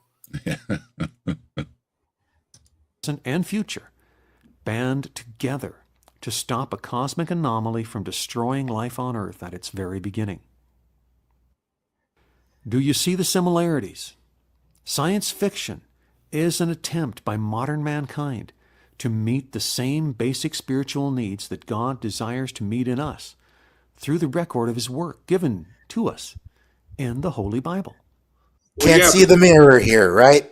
Yeah. Oh, okay. We want to watch sci-fi because for the same reason people want to go and believe in church. Sorry. All right. I'm trying to follow Les's reasoning here. It gets a little tough sometimes, Les. You're not helping here. What were his thoughts on Q? Has he mentioned Q yet?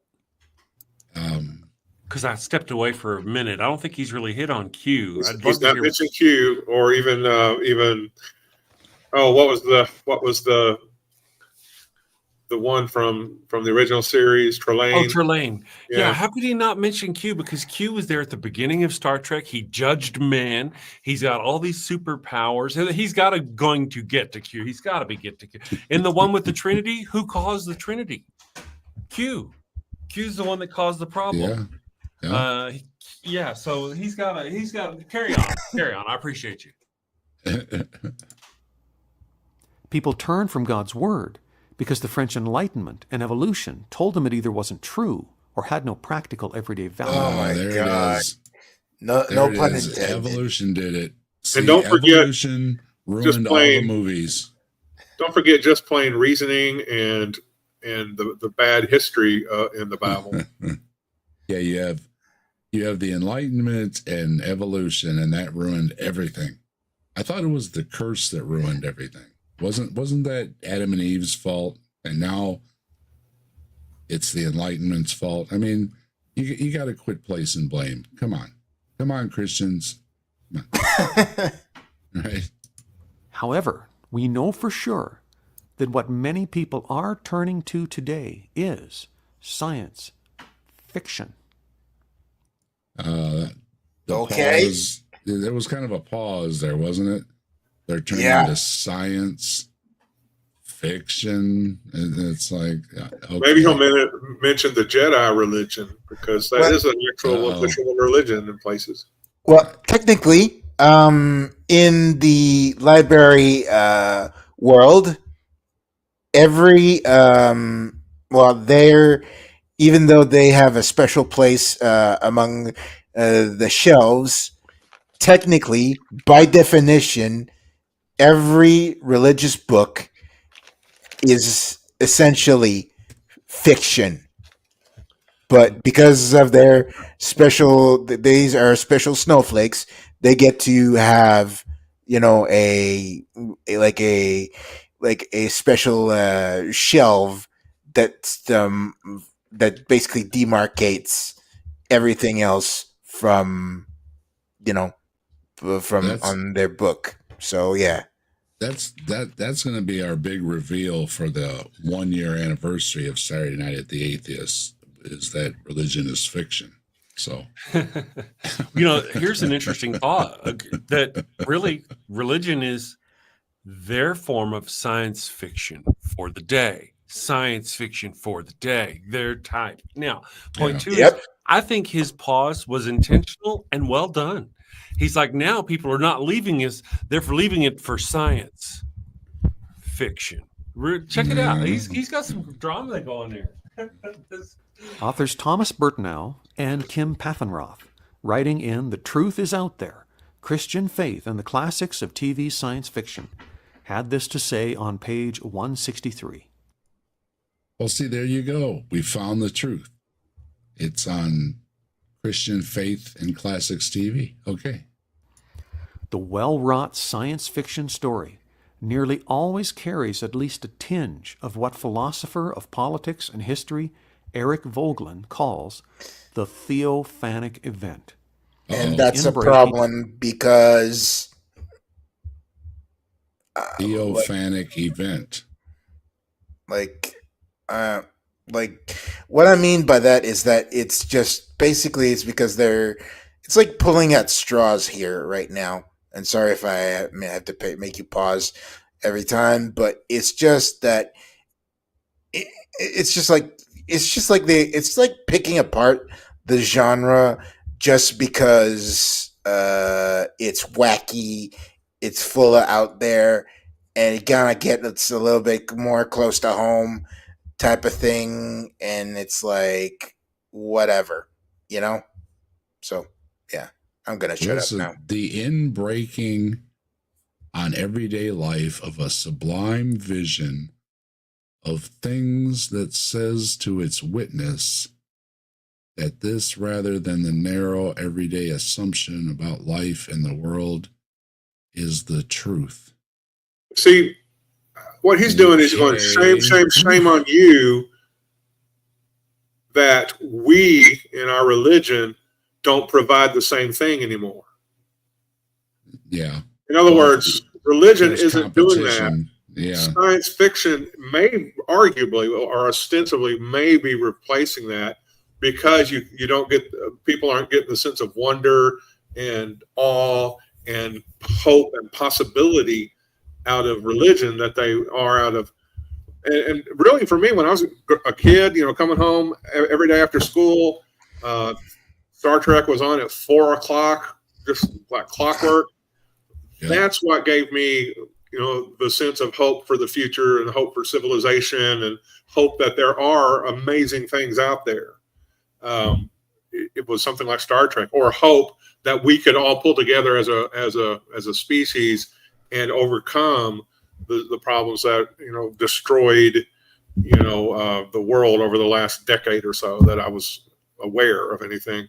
And so yeah, what he's saying is probably true, but it's not because people are bad and they're not sticking with our Bible. It's because you failed as a religion to provide the things that religion provides. And let's be honest, a lot of the Christian movies are just terrible. Yeah, I love to listen to that podcast. No Illusions in them, god awful movies. Oh boy, don't get me started. Anyway, everyday life. Well, it depends on your Christian movie, though. I mean, like, no offense, guys, not that I want to defend the other team, but what about Constantine? Anybody here like Constantine? That's a Christian movie. Oh, love it. I'm glad that they canceled the series Constantine, but you're talking about the movie. I'm talking more like God's Not Dead level. Exactly. There's two different kinds of Christian movie, and what I was going to do is I was going to do exactly that. I was going to do Atheist reviews Christian trash movies. And then somebody in There my you go. chat, as we were talking about, they're like, isn't Constantine a Christian movie? And I started thinking, oh, yeah. And then when you start and think, there's a shit ton of really good movies out there we don't really think about that are Christian. You know, End of Days, Schwarzenegger.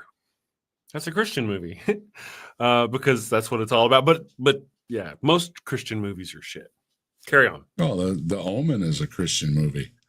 Yeah, see, yeah, those aren't You know? really selling Christianity. I don't think so much. Yeah, and I think this Seventh Day Adventist guy would say that it's the wrong kind of evil because the angelology, you know, the arrangement of the angels and kind of the unwritten history of the angels in Constantine is just not the biblical. Or if they, I don't know what kind of lore that Seventh Day Adventists turn to figure out, you know, what's up with the angels. But, you know, the Bible doesn't reveal near as much information about angels as we get in Christian works and Christian teachings. So there's a whole host of, I'm going to call it lore or legend about Satan, the fall, angels and demons, and it comes out of ancient books that are not canonical. So it's got Christian themes, but I think this guy would reject the kind of Satan and demons that are represented in these movies. Sublime vision of things that says to its witness that this, rather than the narrow, everyday assumption about life in the world, is the truth, and says so in such a way as to demand from the witness a total transformation of his or her existence. The ultimate theophanic event comes in the form of Jesus' words in John 3:3. Oh, Most okay. assuredly I say to you, unless one is born again, he cannot see the kingdom of God. What does it mean to be born again? It I'm means curious. you need a change of heart. You've been living life under what constitutes a warped sense of right and wrong behavior, and your overall efforts at being good are tainted somehow by the overall selfishness of mankind. That's what sin is all about. And only by accepting Right. Jesus as your Savior, by turning your life over to Him, is there any hope for you to go beyond this life. However, Okay. it's more than that. It's also understanding world history from God's point of view, something only the Lord can show you as you ask Him to when you read His holy book. And that is what the stories of the Bible really are all about. God Okay. So if you need to believe in the Bible, Yeah, right? yeah. Don't have fun with the sci-fi stuff. Read your Bible. Right. You shouldn't have been watching Star Wars to begin with. You should have been studying prophecy. Oh, I love Bible prophecy. That's always a fun topic. is really the one on trial before the universe. Is His way the only way that really works? Is But see, here again, it's like, what are Christians doing that's just so extra awesome, right? They're just everyday folks like everybody else. We're special crowd. I don't know. I don't see it, right? And again, not that there's not folks out there doing wonderful things that are religious and non-religious. That good people do good things, good for them. But this isn't fair. That they're not Christian, and again, well, I think he's in Canada maybe, but in the Western world, they've got it so rough. Churches everywhere. It's just terrible. He fair and just after all? Does He really love His creatures? Yep. Or does He require worship from them for some selfish reason? Epicurus quote, like straight up. Well, of course it's a selfish reason. I mean, God created, according to the Christian faith, but in Judaism too, and I guess Islam, I guess all three, probably others, that God created its creation to worship it. So that's kind of a selfish reason by definition, right? I mean, yeah. God could have not made creation, right? We're such a side quest. Now, we've answered those two questions in our last two videos here, but I'd like to wrap up today by saying that the Bible's story of world history, when you understand it correctly, is just as thrilling, just as exciting as any really entertaining science fiction book, movie, or TV show. There you go, Scott. You nailed it. Everybody's been just timing it perfectly tonight. Where as soon as you said something, it's like there he is agreeing with you. I never had to understand Star Wars. Yeah. I never had to understand Star Wars correctly to get excited by it. You know, when I watched the first movie, I thought it was thrilling. It was great. Were you a believer when you saw it? Actually, I was. Yeah. So and you still enjoyed the movie, and then you still enjoyed Jesus too. So. Les, that's a weak argument, buddy. That's Anyway, I would say, like, so what? You know, at the end of the day, yeah. it's like whatever. Just we cannot, like, with Christians, we cannot, or even like with Arabic religions, we cannot have nice things. You know, so it's like, geez, just leave it alone. Just let us have fun. Yeah, he's laying it out there pretty clear that, yeah, don't watch anything else. Don't enjoy anything else. I don't know how strict Seventh-day Adventists are, but I know they're pretty religious, and part of that is, you know, being miserable, right? You're supposed to be, I guess. So, well, spreading it around, right? Yeah. Unlike science fiction, it's all true. And it's all truth. Really? There you go. I call it bullshit. Yeah, I kind of have found out different. Well, I've talked about this before. I might have mentioned it earlier, or it was the other day I was talking about it, that religious people should be more open to more supernatural claims and supernatural ideas, and, you know, maybe more of an imagination into the possibilities of all these things in these science fiction movies, more than a skeptic would, right? But I seem to appreciate them, and I can watch a religious movie. I can watch a religious movie, Noah or Jesus or the Ten Commandments, or, you know what I mean? I can watch these movies, and I can like them or not for as a movie. And yeah, movies, again, as we were mentioning earlier, how many movies have include all these different gods and supernatural beings and everything in them? And I think a lot of people enjoy those kind of things. I think that, as we said before, the separation seems to be that when I leave the movie theater, I don't think I can fly because I watched Superman. Where it seems the religious folks, they leave the movie theater and they can understand that's not reality. But as he's pointing out, but everything in the Bible is, including all these supernatural things that would make a supernatural movie by definition. Talking animals, talking plants, magical powers, back from the dead, all these kind of things make quite the movie. Noah's Ark, quite the supernatural movie, putting all the animals on the magic zoo boat. Adam and Eve, creation, all the battles in the Bible. You can make all kind of movies from it. Okay, but in the end, that doesn't mean I can't enjoy watching Star Trek too. It's not just head knowledge, it's true wisdom. And God can use it to make a difference in your life today.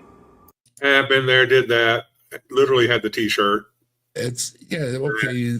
There you go. That he's talking spiritual, and again, why can't you have a spiritual life and still go watch a movie?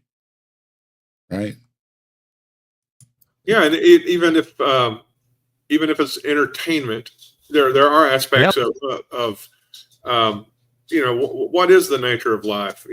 This is a big universe. Is there life out there?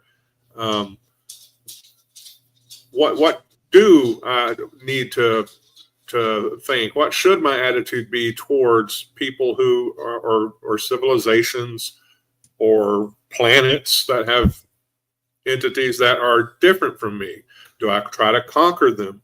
Do I try to take over their land, give them disease? Do I try to enslave them? Or is there a way we can learn to get along? Those kinds of questions come up. And what is the potential in terms of harnessing great power that would allow us to explore the universe? Those things are awesome to think about, and they can kind of just like they've shown from people who used to watch Star Trek the original series as kids, it can propel you forward to invent cell phones and medical devices and things like that. So those things are very influential. And still be religious, right? Yeah. There's no reason you can't be religious and want to go explore space, especially if you believe it's God's creation. What's the problem with exploring it, right? And of course, like in Star Trek, The Next Generation, when there was this planet of people that were very closely related to Romulans and Vulcans, and they decided they were going to worship Picard, because somehow they I can't remember the exact thing, but this character, from that planet just really wanted to worship Picard, and he kept saying, no, you don't understand about deities, or you should understand about deities. They never really tell you what they want from you. And that can be used for harm and violence. That's very true. Why not explore those themes in a sci-fi story or in a context where Christianity won't go, because they've been the oppressor and the killer of the what's the word? People who live there. We would call them natives. I can't remember the word. Indigenous. I don't know why I couldn't remember that word. I'm getting old. But, they've been the murderer of indigenous people in America, and especially in America. So the only way you're going to get away with exploring those themes is by using sci-fi. And of course, it's wide open. I mean, if we take the natural trend that we've gone into space, so eventually we're just going to get better spaceships, and what the technology will be to propel us around. Well, we don't have it yet, so you can make up pretty much any kind of engines you want, right? But yeah, the idea though, that's why I talked about with Chris this morning. After we landed on the moon, things like Star Trek were absolutely very popular, because this was a real possibility now. If we made it to the moon, well then, next would be Mars, and you know what I mean? And of course, we might not see it for a long time, but a lot of these things take a long time, especially in science. And that's something we run into with the creationists a lot, that want an answer to everything right now, today, right? And sorry, it might take a while for some of this stuff. Not to be political here, but I'm not really too sure about our chances with the Orange Man in the Oval Office right now. But he's a real downer, ain't he? Yeah, pretty much. But it's like where like his his administration will take 30 years to wash off the stain of incompetence Oh, don't worry. Elon's gonna step in and put us on Mars next month or something. So don't worry about it. Can we send him ahead of us as a scout?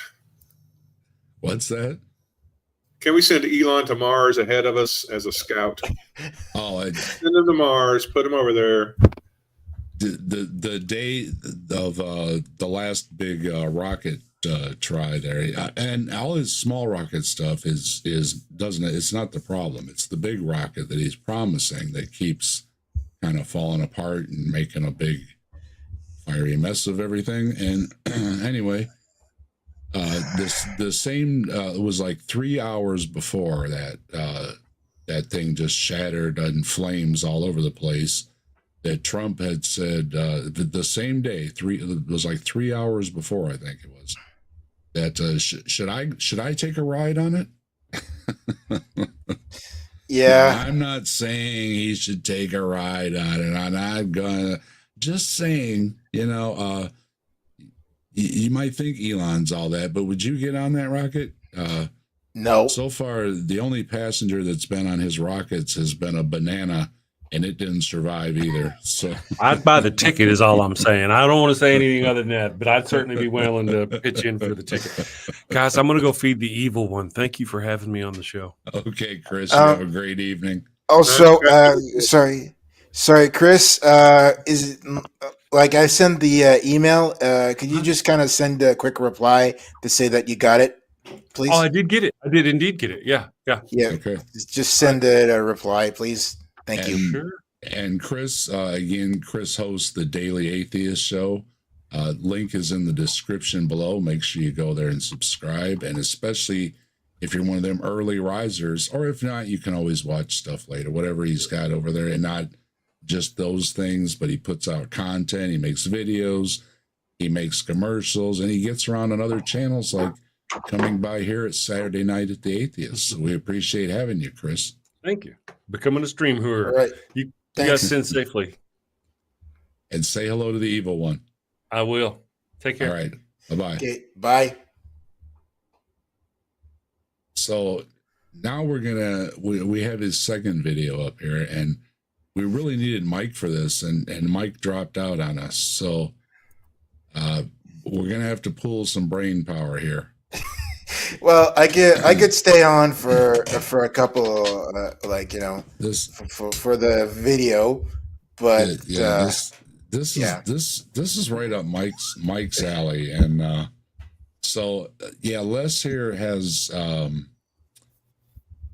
a need to revise Einstein. So everybody put on their thinking hats here. This is the same guy, right? This is the same guy. Okay, he looks a little different, or maybe I have face blindness. I don't know. Yeah, this is a little better quality. I think he got a better camera. It would be nice to know his academic background, because I don't know why anybody would even think to listen to somebody need to change Einstein if the person isn't competent in the field that Einstein wrote in. Well, it's like what I said. I'm amenable to having, Einstein, like Einstein's stuff, and even Hawkins, stuff being revised, so as long as it serves basically like the progression of knowledge for all of mankind. Not to put the pun, but still, I guess you guys know what I'm talking about. So yeah. Anyway, the Standard makes the comment, impressed with the Cybertruck, thinking about a chip implant, maybe. Yeah.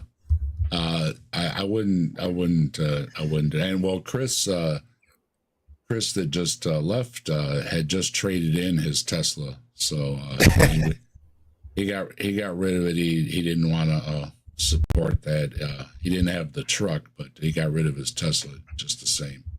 And he said that the guy told him that picked it up, that was the second one he picked up that day. So yeah, at this point, there's all other options too. So it's not like we're just stuck with the Teslas and all that stuff. Anyway, Well, if you want to know Elon's true visions, abilities as an inventor or creator or whatever, most of the stuff he's borrowed. The stuff he hasn't borrowed that's like his own, so to speak, is the Tesla truck, which is a big flop, and the promises of the big rocket, which is coming due, I think, this year, maybe, that the final tests are supposed to be in or something. So he's running out of time. When he does his own things, they're not so successful, right? Maybe we should have him deported. Yeah. well, SpaceX the other stuff, the original Tesla, models and all that, and the rocket technology and all that, that's all sound and tried and true, right? His own ventures, though, are the ones that show that it's a big flop. And let's not forget Hyperloop, right? By the way, the test Hyperloop isn't there anymore. You can check out Thunderfoot showed that. All that's left of it is the marks in the ground where it used to be there. So they completely given up even on testing the Hyperloop. So forget about Futurama travel in the tubes. Doesn't look like it's going to happen, folks. What's Hyperloop? Sorry, I didn't catch it. What's Hyperloop? Yeah, that's Elon's idea of high-speed travel inside a vacuum tube. Oh, okay. So he's going to shoot people across country at 500 miles an hour in a vacuum. I would be more amenable if it was in space, but that's just me. And there's just so many problems with it. It's just, unbelievable. But in Elon's mind, though, it's easy. He called it, compared it to an air hockey table. It's just like an air hockey table.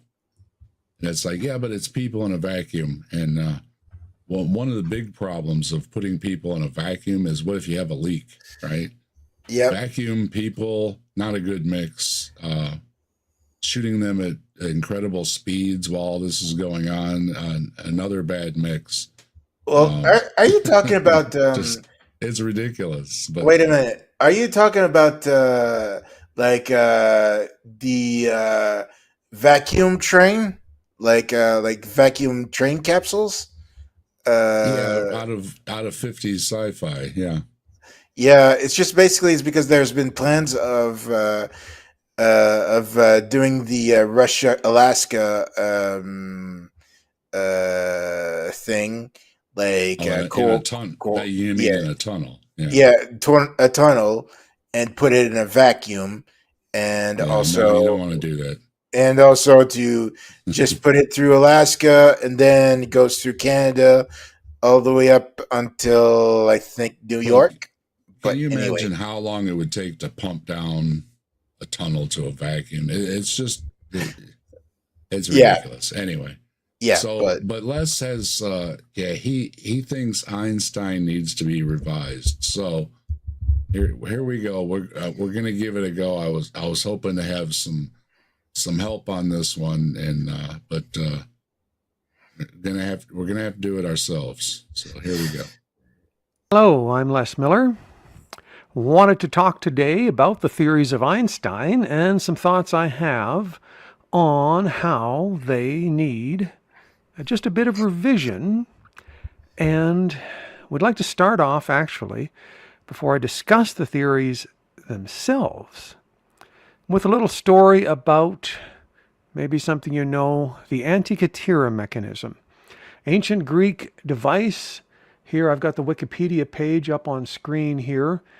The hand-powered model of the solar system described as the oldest known example of an analog computer.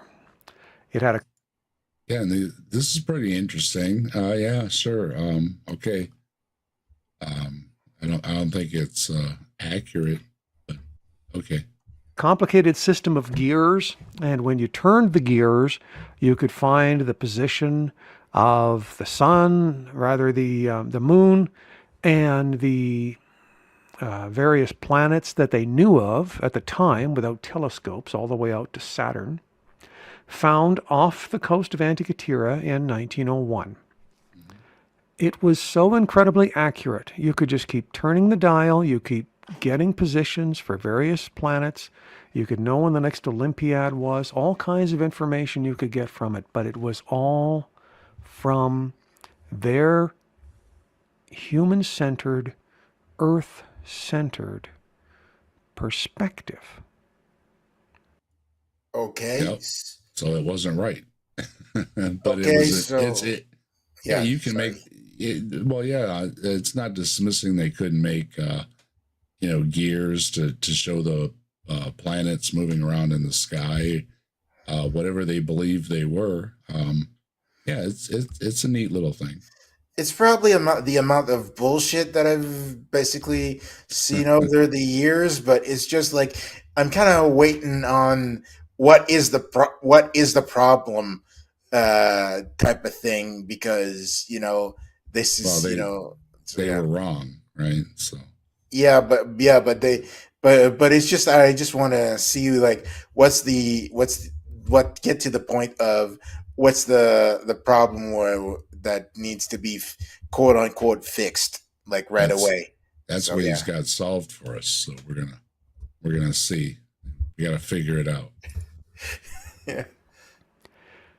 Now, since the days of Nicholas Copernicus, we have, of course, the greater, more expanded knowledge from a new framework, because we now know the Earth is not the center of the universe. But you look at the sky, you see everything go up and you see everything go down day by day, night by night. And it's not surprising they would reason from that point of view. What's the problem? And take that into consideration, Les, when you self-critique, right? That people looked around and they tried to answer things and explain things like, what are those things in the sky? And there are mentions in the Bible of the heavens and the stars and everything. People were wondering. So we need some reasoning from a new point of view for the theories of Albert Einstein. Okay, that's a big leap, but okay. The Einstein goofed. Okay, this isn't the first time I've heard somebody say Einstein goofed, and that's a it's a pretty bold claim there, Les. Yeah, and where's his chalkboard to write equations on, so he can show us how to adjust it and justify it mathematically? He could at least have a whiteboard up, right? Yeah, or one of those little, scribbling apps on a computer. Like Mike has. Where's Mike at? There's never a mic around when you need one. I know. We're going to go over here, and on my other camera, we'll get the rest of this video. Okay. In our modern scientific world, we Now, see how much different he looks? Looks like he gave about 3 quarts of blood and then turned on the camera. Yeah, he looks different from shot to shot. So that's just the look he's got, I guess. Yeah. The lighting and everything just totally makes him look different. but we're like 2 minutes in, and it's like I don't see the problem yet.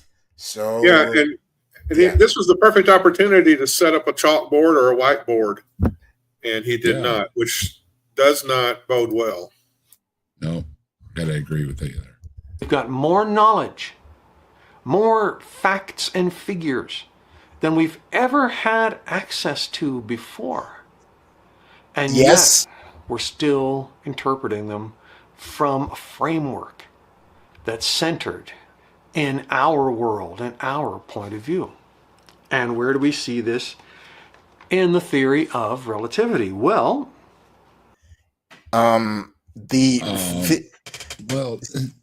yes. Of Sorry. course, Einstein's trying to figure out the natural world from Earth. Well, it's because Earth is our only relative viewpoint at that time, and still now. It's like it's because we have not seen like a like a identical planet. Well, not planet, but like say like a planet with like pseudo life, like life form. And in biology, well, at least astrobiology, they basically compare it to Earth as a standard. Same thing with gravity. Like the 1G thing is Earth gravity. Like the measurement is Earth gravity, not like What a not coinkydink. not winking, like, and so on and so forth. So yes, the standards of measurement is um Earth is based, right? is Earth based, Yeah. but like until like say aliens like invade us or whatever on a peaceful mission, maybe, I don't know. I think it's more the invasion part, but they basically say, oh, by the way, this measurement and this measurement and this measurement is wrong. Here's all the new units that you can find, but this hasn't happened yet, so we're on our own, and we have to figure that shit out ourselves. So, like I said, right now, the Earth is basically the unit standard, and all that type of stuff, and also the sun, like relativity to the sun, gravity, and all that kind of crap. Sorry if I'm skimming the top for the sciences, He probably but doesn't like gravity. but it's just like I said, we it's not because we don't want to, it's because we have no choice, because we don't have something to compare it to, like other to compare it to. Anyway, sorry. Well, he's got something to compare it to. He's comparing it to another realm of knowledge that Einstein isn't tapped into, and it's like, well, because it doesn't really work much in the lab or on the chalkboard or the whiteboard, so that's kind of why. So Okay. As you may know if you've studied it, the closer you get to the speed of light, the shorter the distance appears to you, the slower the clock ticks. Yes. Until you get to the point where at light speed, time is zero, distance is zero. What? See, this is the thing. So time and distance is zero. It's like, this is where I start getting confused at what he's talking about. Well, he's kind of talking about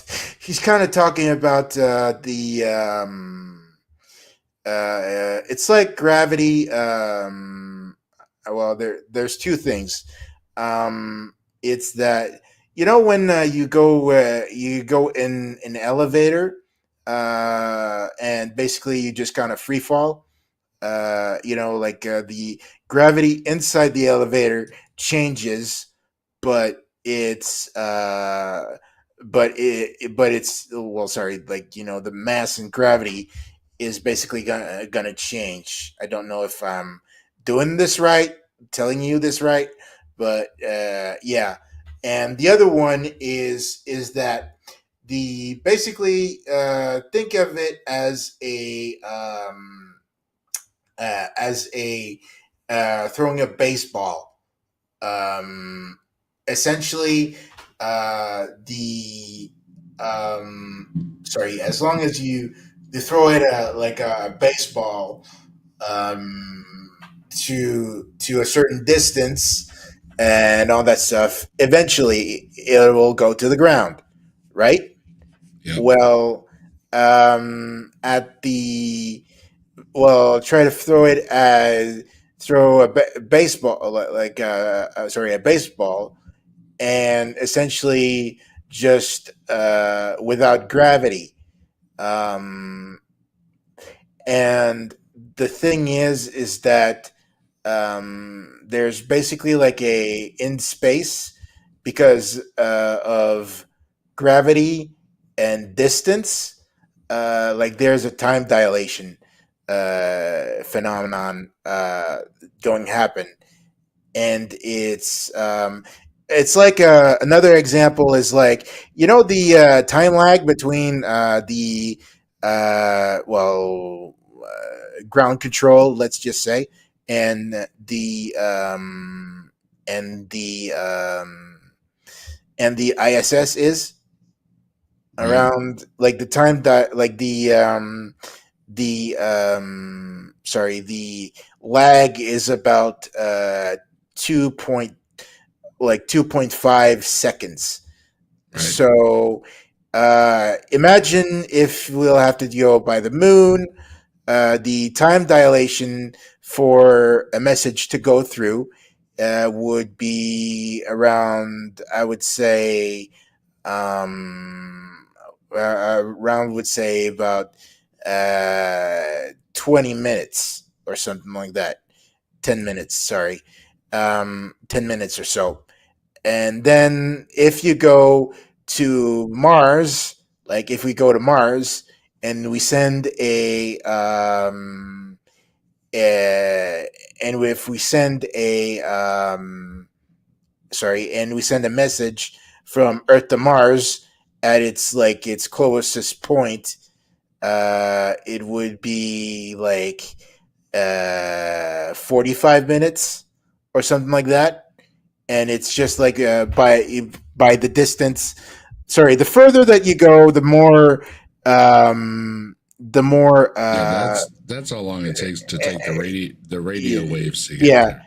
To get there. And also, the thing is like and also another example is the Voyager. So that's what I'm saying is that he basically is trying to tell about the time dilation it takes for stuff to take from a two-way street type of thing. If you get distance far enough, time gets kind of wonky, and that's what basically Einstein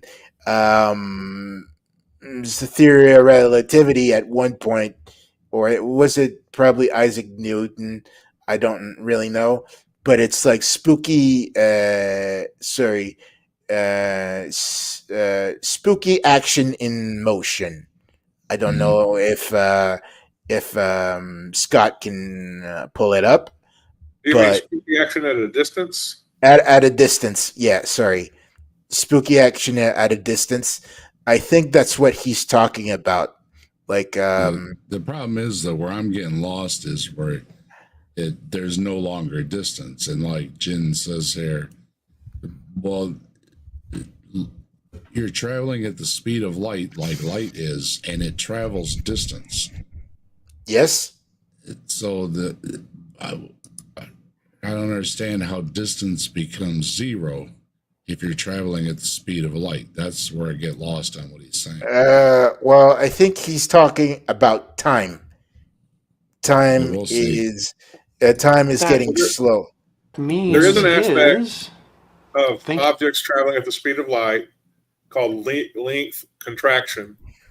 And here's Copilot tells us, here's a practical example. A spaceship traveling at a significant fraction of the speed of light would appear shortened to an outside observer.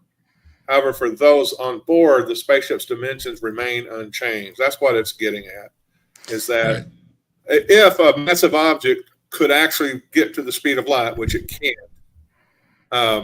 not with today's physics, then if it's at the speed of light, us looking at it maybe through a huge, powerful telescope from Earth would see the length at zero. Don't know quite what that means, but let's say you're at 99% of the speed of light. It would be a very, very much more shortened length than if we were, say, in the spaceship measuring our lunchbox or something. It would appear normal. Well, that's going to tie in with what he's going to say then. Okay. Thinking about it not from our point of view, but from light speed's point of view. Light doesn't move through the universe. No, that's not true. Universe moves around light. No. It's light that's Well, the universe is moving faster than the speed of light, right? Or it did? How fast is the universe expanding now? That I do not know. It's it's basically it's basically something about like a quadrillion sorry, I don't remember the unit. They're like It's you're 70 kilometers a second per megaparsec. Yep. I'm reading it. Yes. So it's AI says it doesn't mean that objects are moving faster than light, but that space itself is expanding between them. So space is expanding, but light is still traveling. Yes. So they're both happening at the same time. Anyway, there's also the fact that essentially, well, for me, that's my 2 cents of it, is that technically we are going into a fourth, like we're basically, well, it's like a 2D, we're basically like a 2D characters on observing a 3D object. We cannot, like, because we are within the 3D space, we cannot basically observe what's going on outside the third dimension, and so on and so forth. So we just say, oh, it goes on forever, or stuff until it's not. And that's what basically where science is, astrophysics is trying to figure out like what's happening. Like, are we just like a bomb that's goes off in slow-mo, or we're just doing, we're having something else. So yeah, sorry if I'm basically talking out of my ass, but that's the TLDR, like I understand what Jedi is saying. It's like, yeah, if you travel at the speed of light for an hour, a month would pass on Earth. Yeah, we've talked about that before. Yeah, if you go up in a rocket, you travel a certain speed, you come home, and everybody else is older than you. Right? Yeah, that is also what time dilation means too. So yeah. This one here, yeah, I'm pretty sure it's both. But yeah, it's both. I'm not an expert on this stuff. Just think about that for a moment. I'm thinking about it. It says many, many ramifications. That's so what I just was cover doing. a few really quick. Okay. Number one, it explains how an electron can travel from one orbit level to another inside an atom and not travel in the distance in between. Somehow, some way, it basically ceases to exist. Okay, so we're straight up going from astrophysics to quantum physics. It's like you can't have it both ways. Well, he says so at the speed of light, you can be at no distance. So the electrons can move around because they're moving at the speed of light. So there's no distance. Yeah, but like I said, we're going like straight to astrophysics, all the way up to like quantum physics. Well, like so you're trying to think it too hard.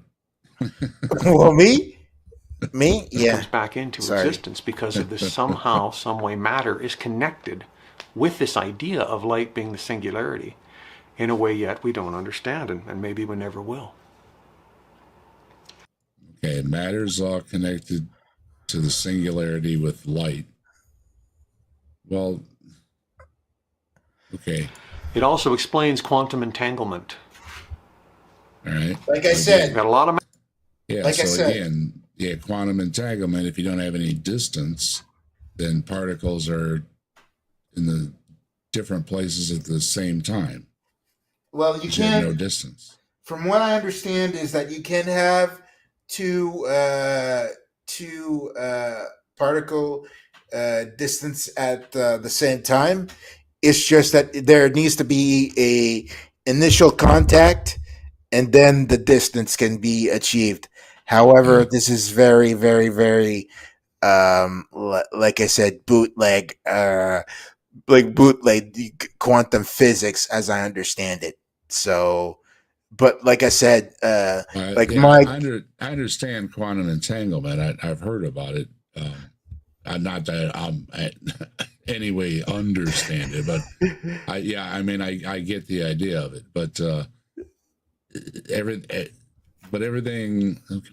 everything doesn't have distance, and that's why all these things are possible. So I'm trying to figure out how Einstein's wrong. So that's what we're trying to get to. math to do to yeah, prove but that. it's also I have to note astrophysics, which is what which Einstein it was specialized in. He was not specialized in quantum physics and quantum mechanics. Like they're two different fields. That's And why native atheist is wearing the cryptic corner T-shirt, being all cool and everything.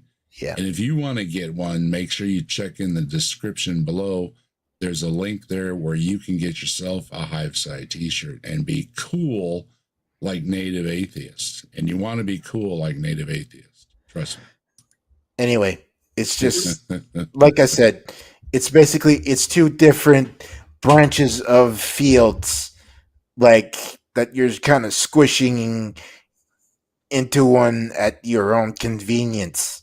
Because I was looking at Copilot and asking that question about the electron, and he is either confusing relativity for quantum mechanics, or he's just left out a whole section of video that explains quantum mechanics, but it's quantum mechanics that determines the movement of an electron from one state level to another around an atom. And electrons are not really, they're not massless, so they're never going to be in the speed of light, from what I understand. Yes, but the thing is, his whole premise is in the crapshoot, in the garbage, because Einstein was an astrophysicist, and what his beef is talking about is like quantum physics and quantum mechanics. You understand what I'm saying? Yeah, it's two different levels of reality, two different frameworks. Yeah, so it's like it's like a non sequitur, like No, anyhow. you wouldn't bring that up.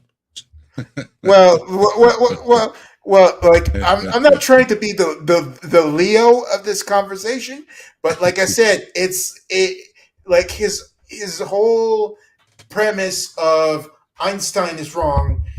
It is dead in the water because of the two different fields. Anyway, I'm gonna shut up now. We'll find out. And I don't have that math, but okay, if he's got someone no could, math. Then why are you talking? I think it would be a good thing. Well, you're not giving me a lot of confidence boost here, Les. We were promised a revision of Einstein in this video here, so You better pick it up a little bit, okay? All right, appreciate it. Because of that, if it was possible to travel at the speed of light, Okay, being as time is zero and distance is zero, okay. what would happen is the entire universe would collapse upon you. Nope.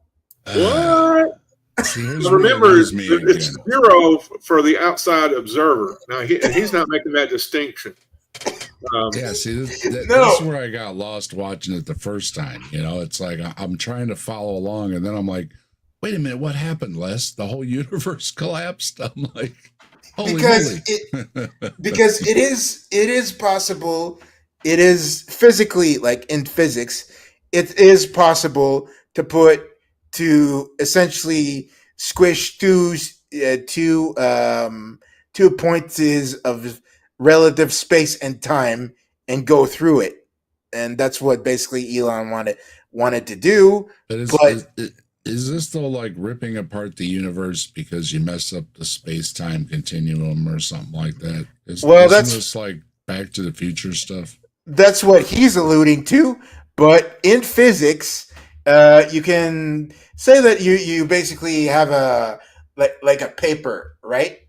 Like a two distant, like a paper, and then you put two points, and then you basically fold the paper in half, and that's what basically. I've basically butchered the example, but you can basically the physics allow for the Talking about a wormhole? basically a wormhole. Excuse me. Yes, that's what I'm saying. Through the wormhole thing, it is physically possible. Not physically, because we cannot do that. But in physics allow a wormhole to exist. And to his thing is that it's the other thing that you alluded to, Dave, about basically the Ripping the universe apart. the whole universe collapse type of thing. This guy's a real bummer. And you would be everywhere, and you would be every when at the same time. There's therefore no need for warp speed, for hyperspace, for any of the things we see in science fiction. Okay, time out. All right. There you go. Now we're back to science fiction. Okay, so what are you asking over here? It's science fiction because he just said we ripped the universe apart and then we wouldn't need a spaceship anymore. It's like what I described with a wormhole, the universe would still exist, and that's what I mean. I'm lost how he got to now you don't need to travel through space anymore because you can just be everywhere at the same time. But what he seemed to describe was the whole universe kind of merged into something or whatever, and I don't get, unless he's talking about the big crunch and the singularity type of thing. Well, he said if that universe was like all turned into itself, basically, is what he was describing, and then we would all be one with everything. Basically, we would be in every when at the same time. So you wouldn't need a spaceship because you could just be in any when you wanted to be. But at the same time, wasn't the universe all ripped apart? That's sorry. That's very confusing. If we're how you destroy the universe to become one with it, and then there is the thing about in philosophy about the universe being linear. Meaning it's just the space-time continuum is just infinitely infinite. That's what I'm wondering. What happened when this universe ripped all up? Did it ruin that? That's what he wasn't clear about. And then and sorry if I wasn't clear, but then there's the cyclical, the philosophical thing about things being cyclical. So, like, there's basically a cycle of events that happens over and over and over again, and think of it as, at least according to the universe, that essentially that there are bombs going off constantly everywhere, like even in our galaxy, to the solar systems, and even the whole quote unquote universe. But right now we have is the observable universe, but it's basically like that. And at one point, there's basically like the quote unquote clouds, the hot clouds that makes everything that's everything else, doable. So Yeah, but that's still not anyway, getting us to why Einstein's wrong. yeah. And Well, I don't I'm I trying don't to give the context of what is supposed to be there, like what is supposed to be there, and what's supposed to happen, and what the theories are. I'm not trying to basically play God, no pun intended, but I don't I, it's just that what he basically his premise is like into sci-fi, like stuff that's probably debunked already. So, like, I can't prove it because I'll need the co-pilot or chat GPT to just tell me the answers. But yeah, sorry. yeah, this stuff is all a lot more a deep conversation because you already lost me, Les. And Sorry. this um, I wanted to get to I Anyway, wanted to so get to this. I wanted to yeah, get to this because we're going to be closing down pretty soon. sorry for the long rants and stuff like that. So That's all right. We need to get to the bottom line of all this, and so we're going to get to the bottom line here before we wrap things up. We're going to listen to this video. This is from somebody else. This isn't Les. I found a handful of videos where they were talking about UFOs and the Bible to kind of go along with the science fiction theme. And this is one of the ones that, and I think this one here is a good way to wrap things up here at Saturday Night at the Atheist, because this video really fits in with the theme here, and I think you'll see why once we listen to it. So we're gonna listen. I don't remember what this guy's name is. I'm guessing it's Ask the Pastor. So Ask the Pastor here is getting asked, are aliens mentioned in the Bible? And are aliens always demonic forces? Because, I mean, come on, we don't even know the aliens yet. And you're already calling them demons? I mean, that's not very nice. But we're going to find out, right?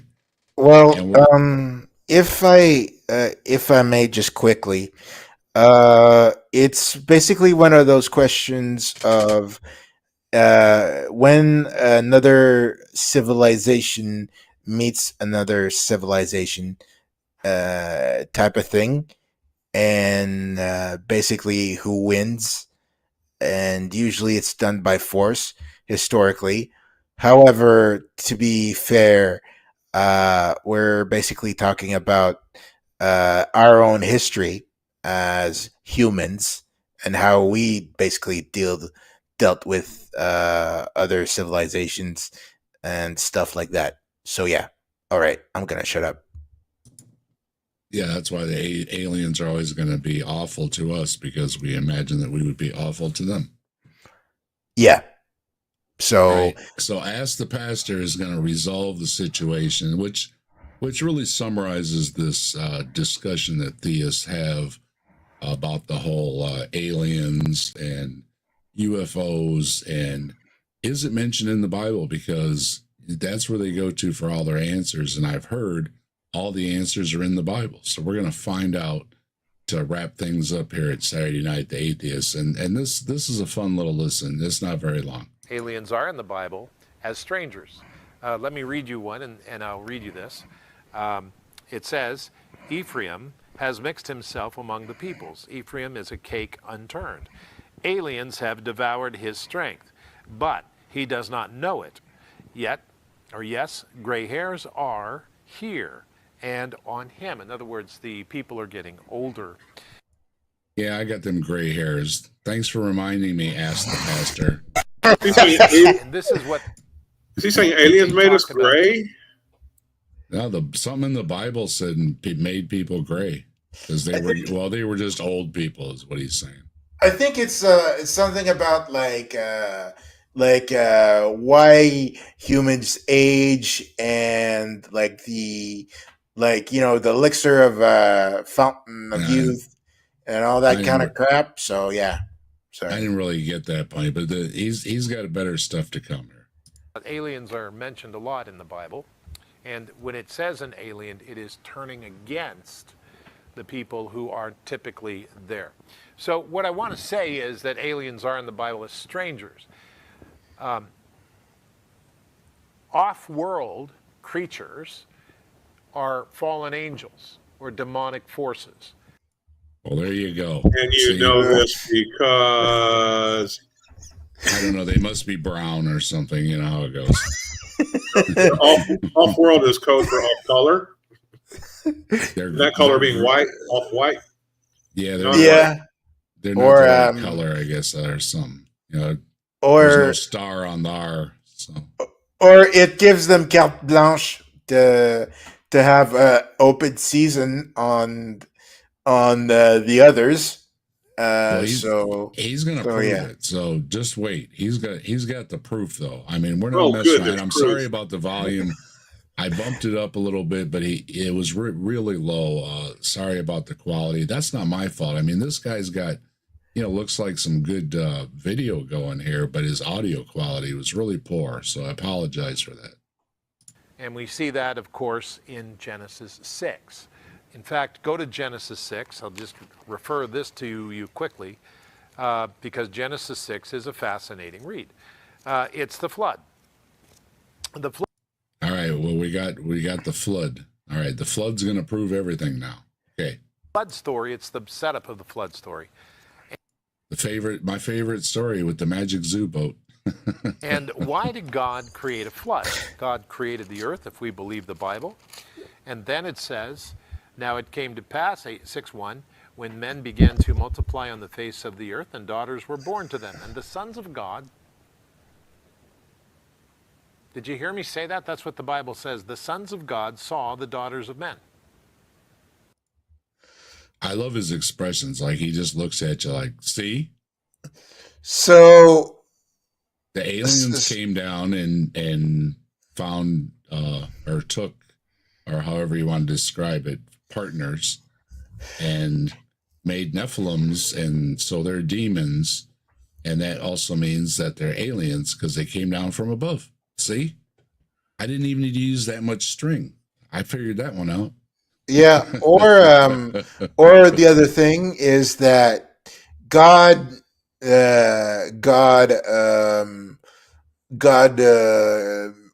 basically made the flood to essentially kill all aliens, and essentially the Ark of Noah with the zoo boat, as you would say, Dave. Basically, the magic zoo boat. The problem with the flood, though, is the way I understand it, is that when the Nephilim were killed, they were released from their earthly mortal forms, or whatever, as the Nephilim. So it actually released the evil spirits, according to the way I heard it. So, according to the way one person described it, anyway. Yeah, and it was probably L.A. Marzulli, but anyway. But my it point. didn't solve the problem though. So that stupid flood story is wrong all the way around. But my point is that like if you put the flood story you tell the flood story 300 1,000 years from now, and you'll basically can summarize or put the two and two together that that the magic zoo boat is actually a spaceship, and then there's humanity and all that kind of stuff. And I've heard the the story other, of it's yeah, an yeah, alien ship and it's got the uh, DNA repository. yeah. No, I'm not talking about that. Well, yes, that can happen, but I mean, but the rest of the humanity were the impure ones, you know, the Well, the everybody one. was. The whole world became so Whoa, awful. But yeah, whoa, anyway. well, But it, anyway, well, it could get, let's hear what he. yeah. Yeah, let's hear what Sorry. he's. I want to run the video here. Hear what he's got to say. The sons of God saw the daughters of men that they were beautiful, and they took them for wives for themselves, of Yeah, all they did. whom they chose. Also could And insert again, he rape. gives you the. Yeah, well, we're not going to say that. Sorry. He's giving you the look again. He's got you. I mean, obviously they were above. They came down. They were the demons. So you got the look. Everybody got the look. I got the look. Yeah, but like I said, And there the can Lord, be the grape situation too. You know. Yeah, but So I already covered that. How we're not going to discuss, but apparently they was making the demon alien babies. So yeah. said, My spirit Sorry. shall not strive with man forever, for he is indeed flesh. he just loves doing that. I love it. I love the look. I got to give you. I love the look. Like, I got you. What are you going to say now? It's like, okay. Yet his days shall be 120 years old. That's when our days were announced at that time. Oh, okay. Then there were giants on the earth in those days, and also afterwards, when the sons of God came to the daughters of men, and they bore them children. So it is important to remember that other creatures not from this planet have come in the form of fallen angels and all of that. Now, So Star Trek and everything is wrong. Oh, First Contact. I mean, I was holding out hope, and man, you're just bumming me out, dude. I gotta say, you're not very hopeful. You should be more hopeful, really. let me explain something, okay? The universe, God made the universe. God is Okay. bigger than the universe. And That's how why- do you know this? God's bigger than the whole universe. God's really big. That's a big. I gotta give it to you. That's a big God. Or it could be the idiot god from H.P. Lovecraft. You know, if he wakes, we're all dead. So is that the type of proposition you're asking? That's You what I know? said before. If you are if you all are in my dream right now, you might be out of luck when I wake up. So enjoy Saturday night at the Atheist while I'm dreaming about it, because this could all disappear from your reality tomorrow. And he's got time. He created time. Time has a beginning, time has an end, and all that. Okay. Without going too deep into this, let me just say that I was involved in the UFO movement in a really big way. In a really big way, you say. Okay. Interesting. Really I wonder big. when in a really big way he was into it. Let's see. A really big way. And when I got saved, I was 14 years old, and You were 14 years old and you were really big into UFOs. Okay. Hey, but Well studied by 14. That's impressive. Okay. yeah, but saved by what? Exactly. Yeah, The but the point is, I UFO mean, crap, or just like saved in well, general about the big Christ. into you know, I was big into a lot of things when I was 14. Ask the pastor, you know. Okay. That's what Had I'm tons asking. of UFO material. I made a UFO machine that detected disturbances in the atmosphere and tracked magnetic disturbances, and it was really interesting, and it worked. You made a UFO machine that tracked magnetic disturbances. Interesting. That must have been a fun science fair project that you did. Okay. Yeah, I was, like I said, I was into a lot of things when I was a teenager, but I'm questioning the expertise at 14 because Yeah, I I was wonder if he ever told the 14. Air Force about his machine. Yeah. Yeah, they were looking for him. I mean, That would yeah, come in handy. Or he probably he should have dropped a dime and called him. Yeah. probably win a Nobel engineer prize or for physics and Something. stuff like that. Yeah. You know. Well, he said it worked. It actually picked up something. I wonder what he was picking up with it. That'd be interesting. And at the same time, the thing to remember is that I was saved by reading the Bible. Okay. The sword of the Spirit, Ephesians 6 says. Yep. The only offensive weapon in the body, in the armor of God. And I remember the Bible was there, and the UFO magazines and all the all of the stuff was there. He almost said profane. I wonder what else was mixed in with all his magazines. Okay, so what he's basically saying, and I don't want to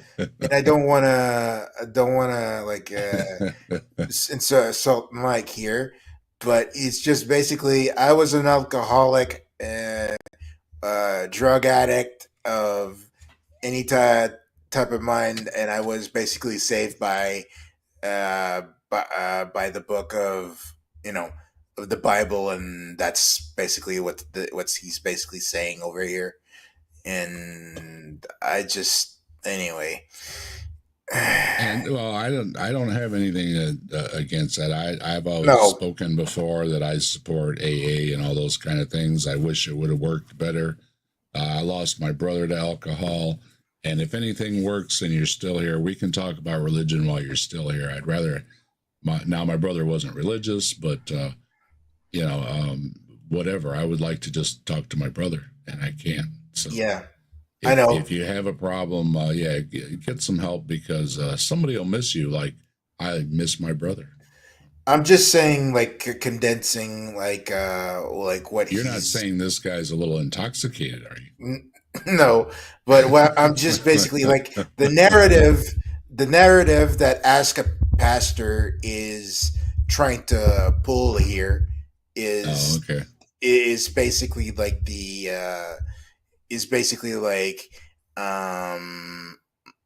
I was an addict story, and I got saved by Christ. He's going to take care of that. Watch, here we go.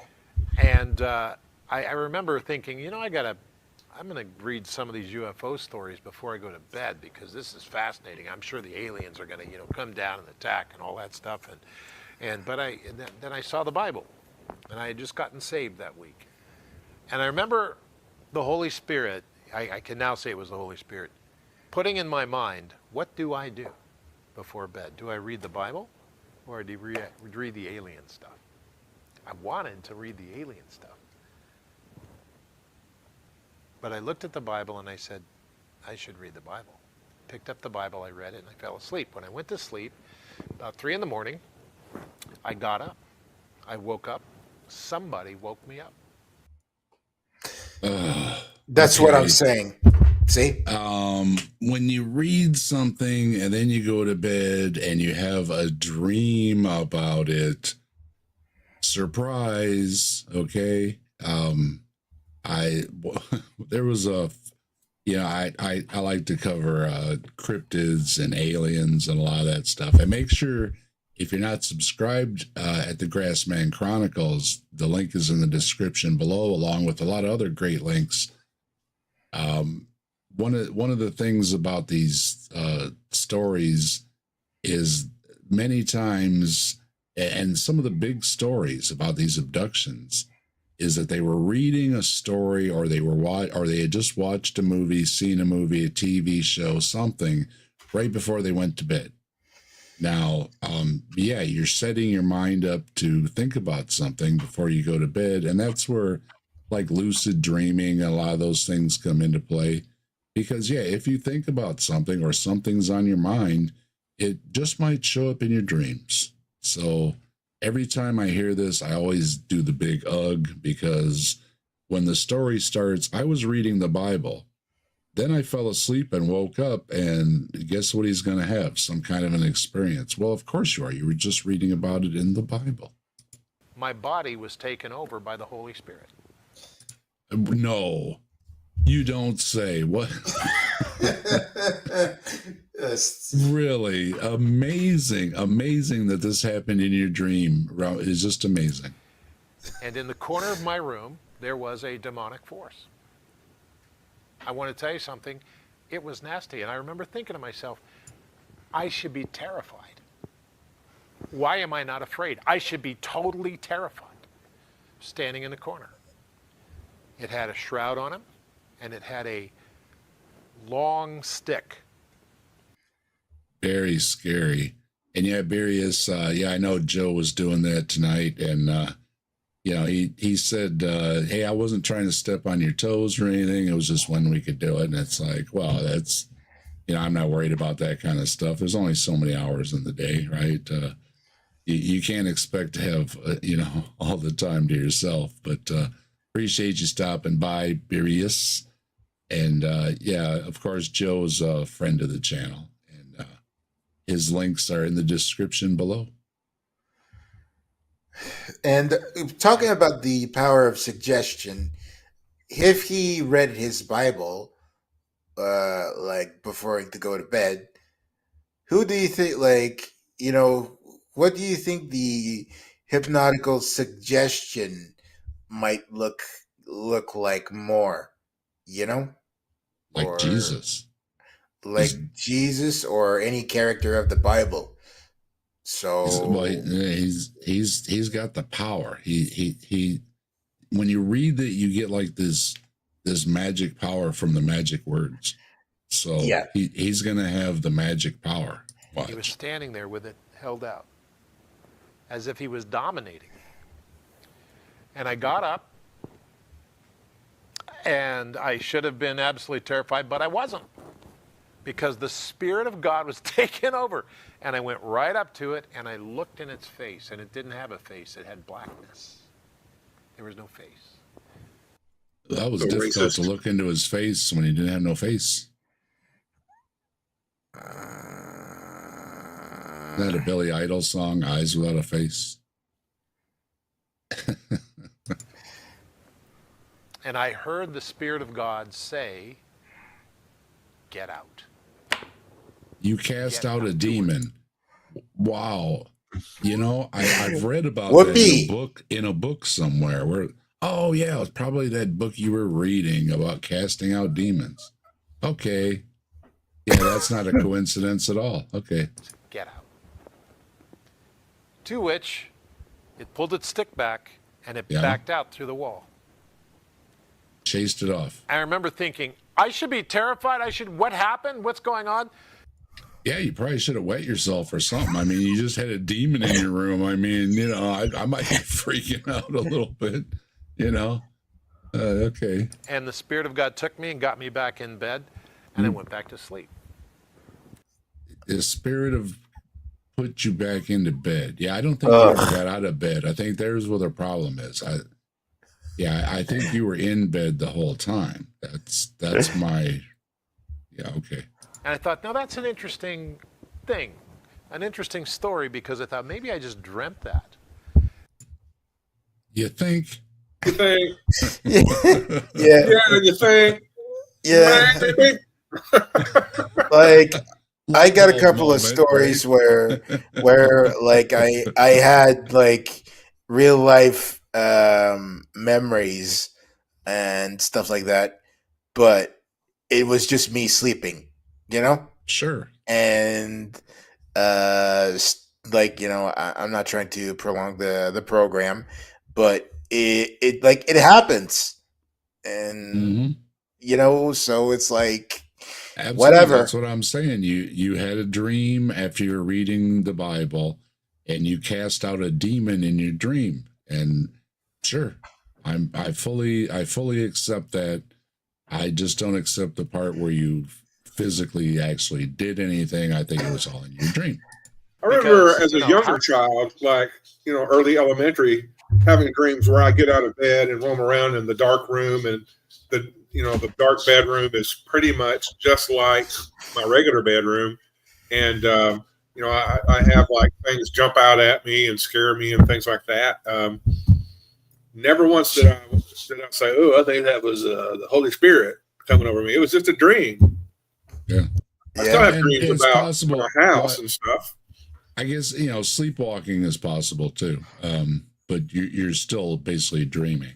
Right, or just dreaming about walking while you're asleep. Yeah. Yeah.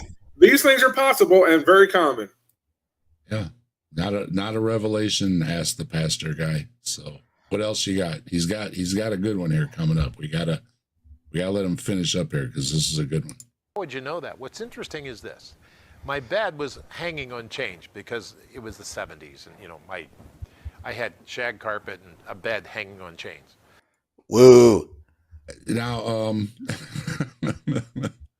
I don't want to say anything about beds hanging on chains, but you had you had an interesting youth. It's like I don't what? remember that fad, Scott. Do you remember the fad of beds I hanging don't on chains? remember a chain bed fad thing. I don't either. Shag carpet and all that. Yeah, okay, that's something new on me. Well, We learned something new here tonight. my Some people had their beds on chains that weren't just of an adult nature. my but my first bed was actually a double bed. I was on the bottom, and my twin brother was on the top. So Oh yeah, we had my brother yeah, and I had bunk beds for a while. yeah, bunk beds. Sorry. So yeah. Yeah, that's bedwetters commonly dream of visiting the loo. You know what? That's one of the few dreams I do have is I'm looking for something and it's usually a room. And yeah, that's the old bladder telling me it's time to wake up, Dave. So yeah, if you find a bathroom in your dreams, you don't want to use it. Okay, don't do that. Don't do that. Yeah. And the bed, the frame of the bed, which was hanging on chains, was about this far from the wall. And my dad had put new plaster on the wall because he was putting in a board so it wouldn't touch the wall and tear it up like it always did. Okay, pay attention to what he just said. This bed on chains is always hitting the wall and tearing it up, right? Okay. And he put it on the night before. And I woke up and the bed wasn't swinging or anything. And I got out of bed and my mother walked in the room. She said, "Why were you up last night?"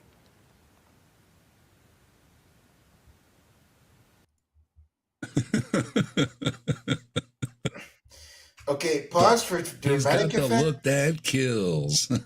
Look, pause for dramatic effect. I get it, but it's just like He's got that down, doesn't he? Every time. yeah. Yeah, but Yeah. mind you, okay, the bed that's on chains that swings around that kept banging into the wall that Dad had to fix. He woke up and And I remember thinking,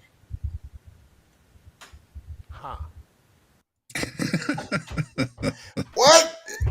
That's so the bed that always hits anticlimactic. the wall, hit the wall again. Okay, this is what happened, all right?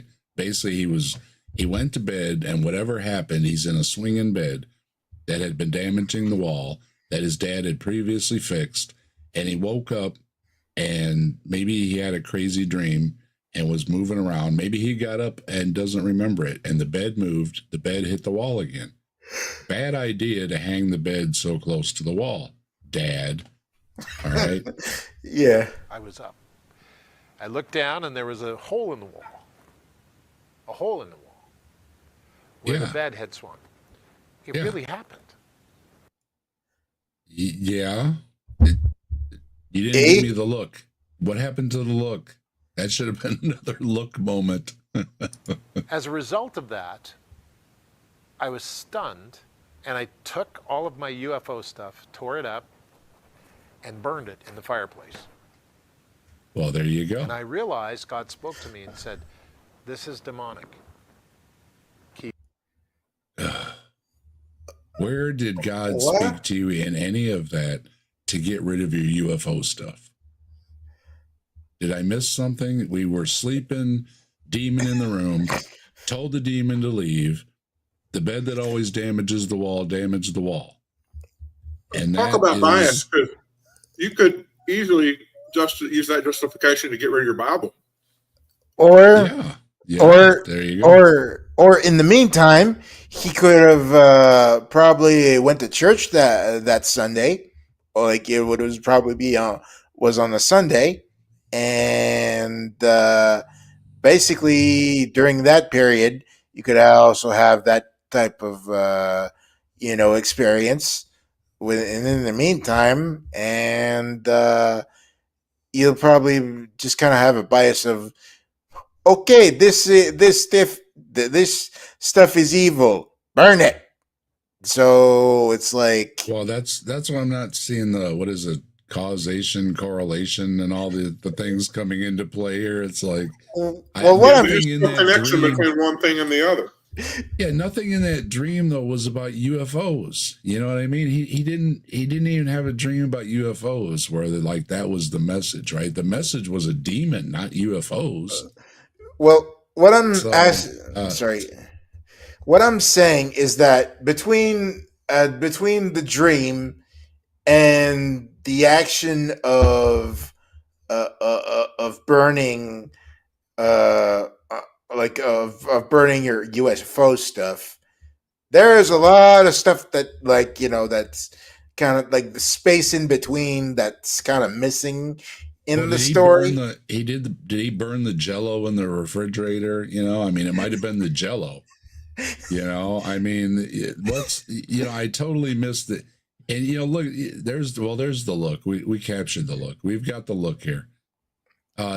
He thinks it's such a gotcha that his bed that swung around again. But all the other times, what was the message when he damaged the wall all the other times? Wasn't that there was no message there. It was just the message when it happened this one time. Which, come on. Out of your life. It's demonic.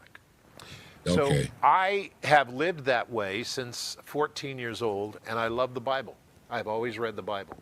Good for you. I'm aware that there are people who, and it's always interesting to look at the UFO studies, because all of the stories and all of the UFO people, they're talking about being sexually, they do surgery on you, and they take you the third kind abduction.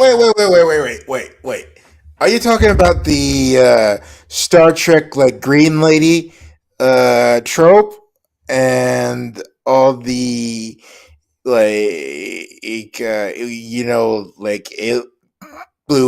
blue sexy alien babe trope that's basically you've seen you're gonna get my heart rate up talking about the green Star Trek lady. Yeah. Anyway, and and all this the sexual thing about the being operated and all that kind of crap. That he started to go there and then he goes, oh nope, I better not talk about that. well, as a person that has been who has been under the knife, it's for surgeries, it's not something that's like you would find it sexual, like in nature, unless you're Well, the Christians are masochist. they're all So frustrated. That's a problem. yeah, but what I'm saying is that it's just that this statement doesn't make sense. Well, that's But yeah, yeah, that's kind of a given. All right. But, and it's interesting because they manipulate you. Now, the history is, and I'll end with this, and I'll let Kevin take it. The history is that if you look at the UFO phenomenon, people get sick, dizzy, they get touched, they get depressed, they get everything that they're controlled. When I came to Jesus Christ, I steadied out. And I look up. the look. And I see the Lord God Almighty. Now, Ezekiel chapter 1, chapter 6, and a few other chapters have images of the angels, or we call them angels, but the messengers of God. And the Bible also says that a third of the angels fell with Satan. And we could go into all that. I don't want to go into all that, but I can tell you this. Oh. I'm convinced and have been convinced for Boo. 46 years that this is demonic forces. And I want to tell you something. They just released all of the information in the U.S. government, and they still have no information. They released all the information, and they still have no information. Brilliant. Oh, man, what a bummer. Because these are demonic forces. And the demonic forces are fascinating because they also... Well, they should have had you in Congress answering all these questions. So he had a dream after reading the Bible. Yep. And UFOs are demons. Wall. So UFOs are demons. Okay. Yep. Around all of our nuclear facilities. And they hang around our nuclear facilities because demons want to have nuclear something. Okay. I'm just saying. So what I've used is I'm just saying. I don't know. I'm just saying, yeah, that's because it's nonsense. I never understood that if it's aliens looking at our nuke plants, I understand. If they're demons, then it doesn't make any sense why they would even care about our nuclear power plants. They're supposed to be a whole spiritual thing or whatever. So that's just totally, man. I thought I was going to make it through tonight without running out of string and tacks, but I didn't make it because I just ran out with that one right there. Really. That's a short dream. That was a lot of strings and tacks. A lot of, little tiny dream. Yeah, a common occurrence. You got a stupid bed hanging on some stupid chains, banging into your wall, and I don't know what you're doing. I think I have an idea what you're doing. Why your wall keeps banging in, why your bed keeps banging into the wall, and I don't think it's got anything to do with demons. And I also have to add that if aliens were creeping around the nuclear weapons, would Earth be a nuclear wasteland by now? Probably. So it's like I know that we have the destruction, the capacity to destruct ourselves through nuclear, a nuclear war. Well, yeah, that's what it is. It's a scary thing to say. It's like, hey, they're hanging around the nuke plants, and it's like, why do demons got to use, a nuclear disaster? Don't demons have supernatural powers? Why can't they just, do Alakazam or when lightning comes out their fingers or something like that, right? I mean, what? Why do they need nuclear power for? Or he's basically got onto the fad of Trench Crusade, which is a TTRPG about essentially World War One meets basically the Crusades and everybody humanity has been at war for like 800 years and all blah blah, but yeah, it's basically like, you know, nuclear bombs exist and come from like the depths of hell and all that kind of crap. So yeah, but I think that he basically just randomly saw that and thought that it was like, you know. Yeah, that's what Jin's got posted here. Barney and Betty Hill story, and I covered Barney and Betty Hill on the Grassman Chronicles, and they also may have seen episode of The Outer Limits that might have been involved in their dreams when they had a nice little sleep by the side of the road when they drove too much. And you might want to check that out, as well as the New Jersey Devils. I also covered the New Jersey Devil on the Grassman Chronicles. So make sure y'all check those out. Grassman Chronicles link is in the description below. If you like cryptid stories like I do, check it out.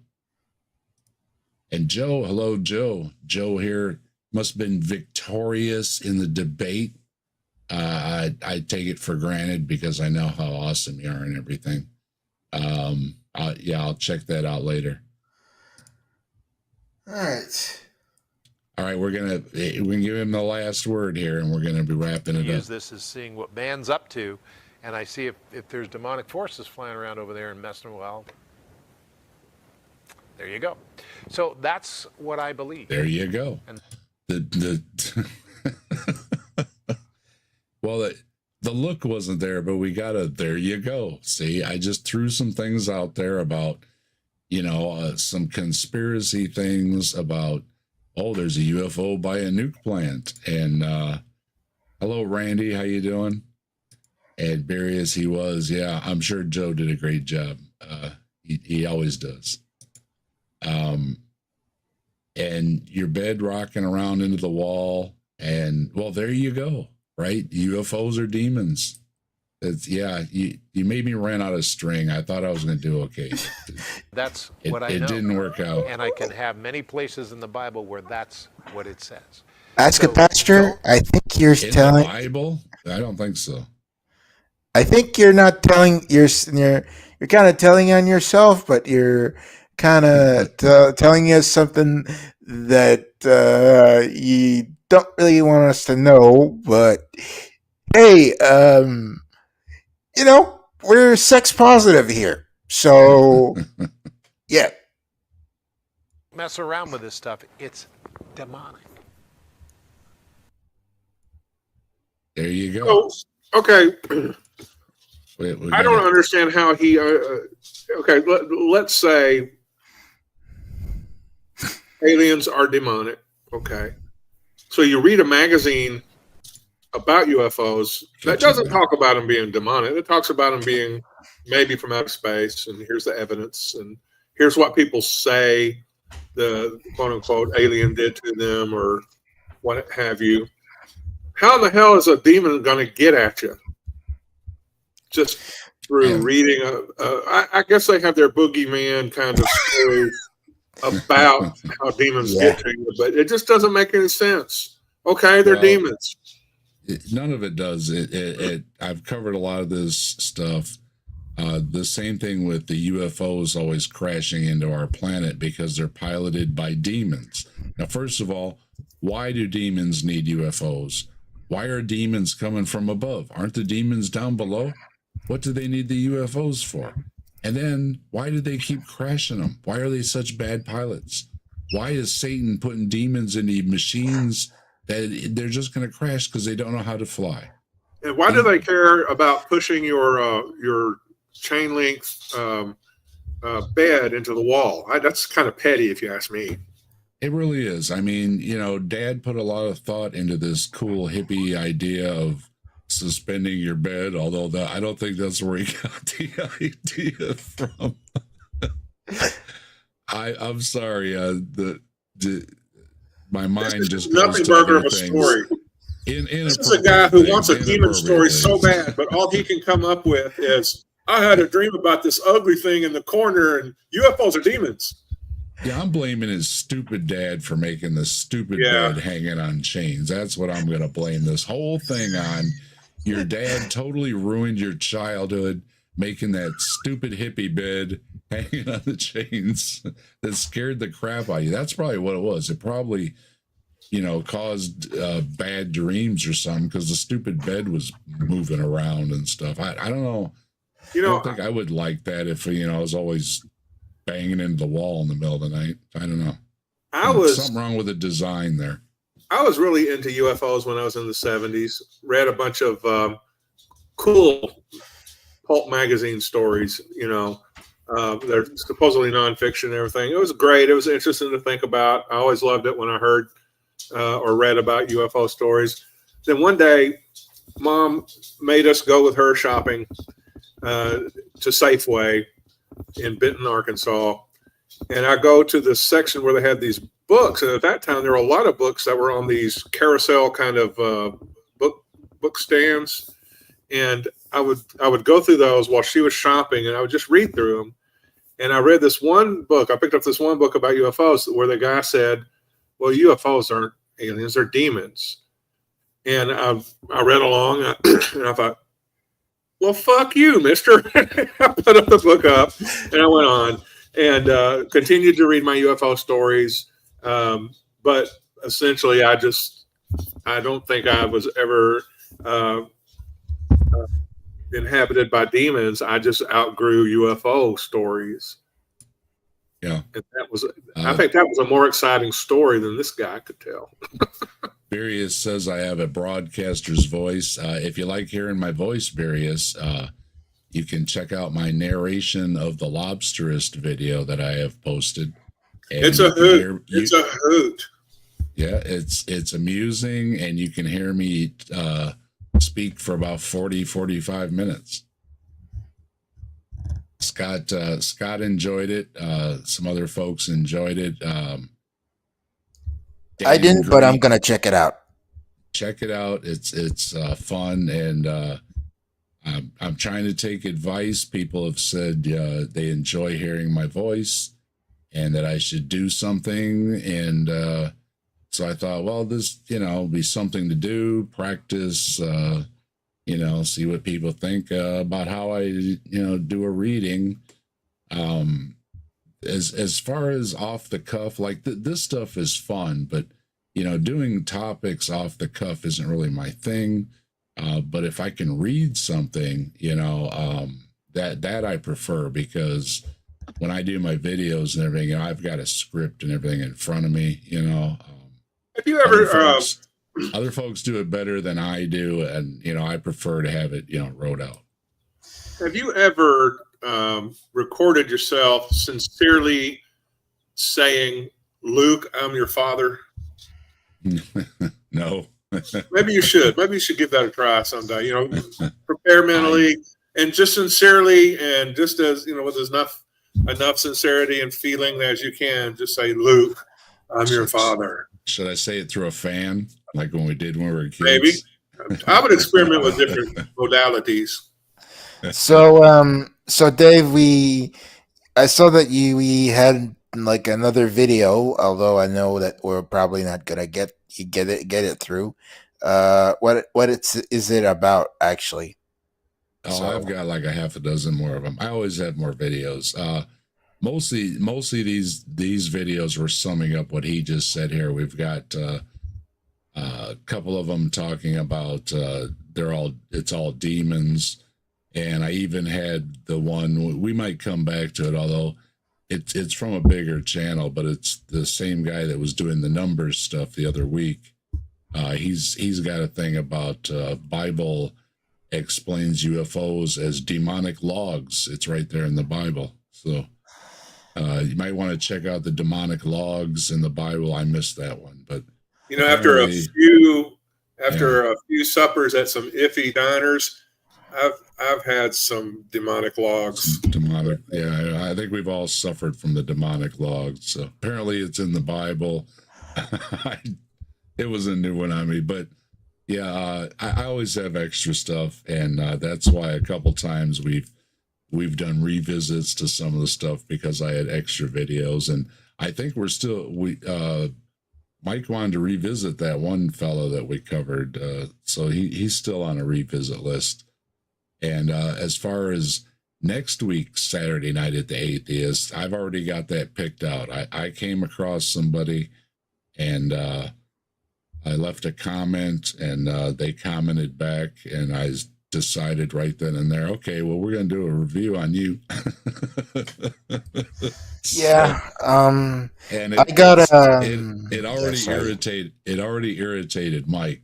So hopefully Mike won't. I think he was feeling a little under the weather there. It's that time of year, and if you're going to go in a large gathering, a friend of mine recently was ill from going to a funeral. Mike just said he went somewhere and it was a bunch of people. He's not feeling good. Don't forget, folks, there's still a lot of things going around out there. And, I'm not giving any type of medical advice whatsoever, not in any way, shape, or form. But maybe wash your hands. Keep your distance, maybe, take a mask, use common sense, people. It's all we ask out there. It seems to be happening, more frequently. People get together and these things are happening. So just stay the hell away from people. Come on, there's nothing good can come from that. Just stay away. People are awful. They really are. I mean, dang, you sneeze on me and then I got it. Gosh. They feel just totally entitled to tell you about their experience with Jesus and demons when they were 14. They just feel entitled. Yeah. And I wanted to say that Les that we were looking at earlier is a Seventh-day Adventist, and he sees Bible and everything because he said it himself. He reads probably the Bible and not much else, and so his view of everything and everything he sees or hears about, whether he was actually watching Star Trek movies or not, I'm not sure. Maybe he's just looking around at the reviews, but whatever he was doing, at least he got some exposure to the true word of Star Trek. But otherwise, whenever they do this, and it doesn't matter what the argument is, what they think they've found in their holy books, if you can turn it around and apply anything else to it and it still works, like Bigfoot or like another story, or like another religion, just switch them around between the books, and if it still works, then for me as a skeptic, it loses a lot of meaning, because it's like reading your horoscope. It can apply to anything, and then it kind of really doesn't apply to anything, right? Yeah. So sorry, Les. As far as disproving Einstein and everything, good luck with that. I don't know what else to say. And ask the pastor here. I wanted to at least touch on this. Like I said, I had some others. It always depends on how much time we have here and how much we talk about these things. There are plenty of these other ones where they're talking about basically the same thing. UFOs and aliens are demons, and that's about it. So they're fun to listen to. They have their own little, spin on it and everything.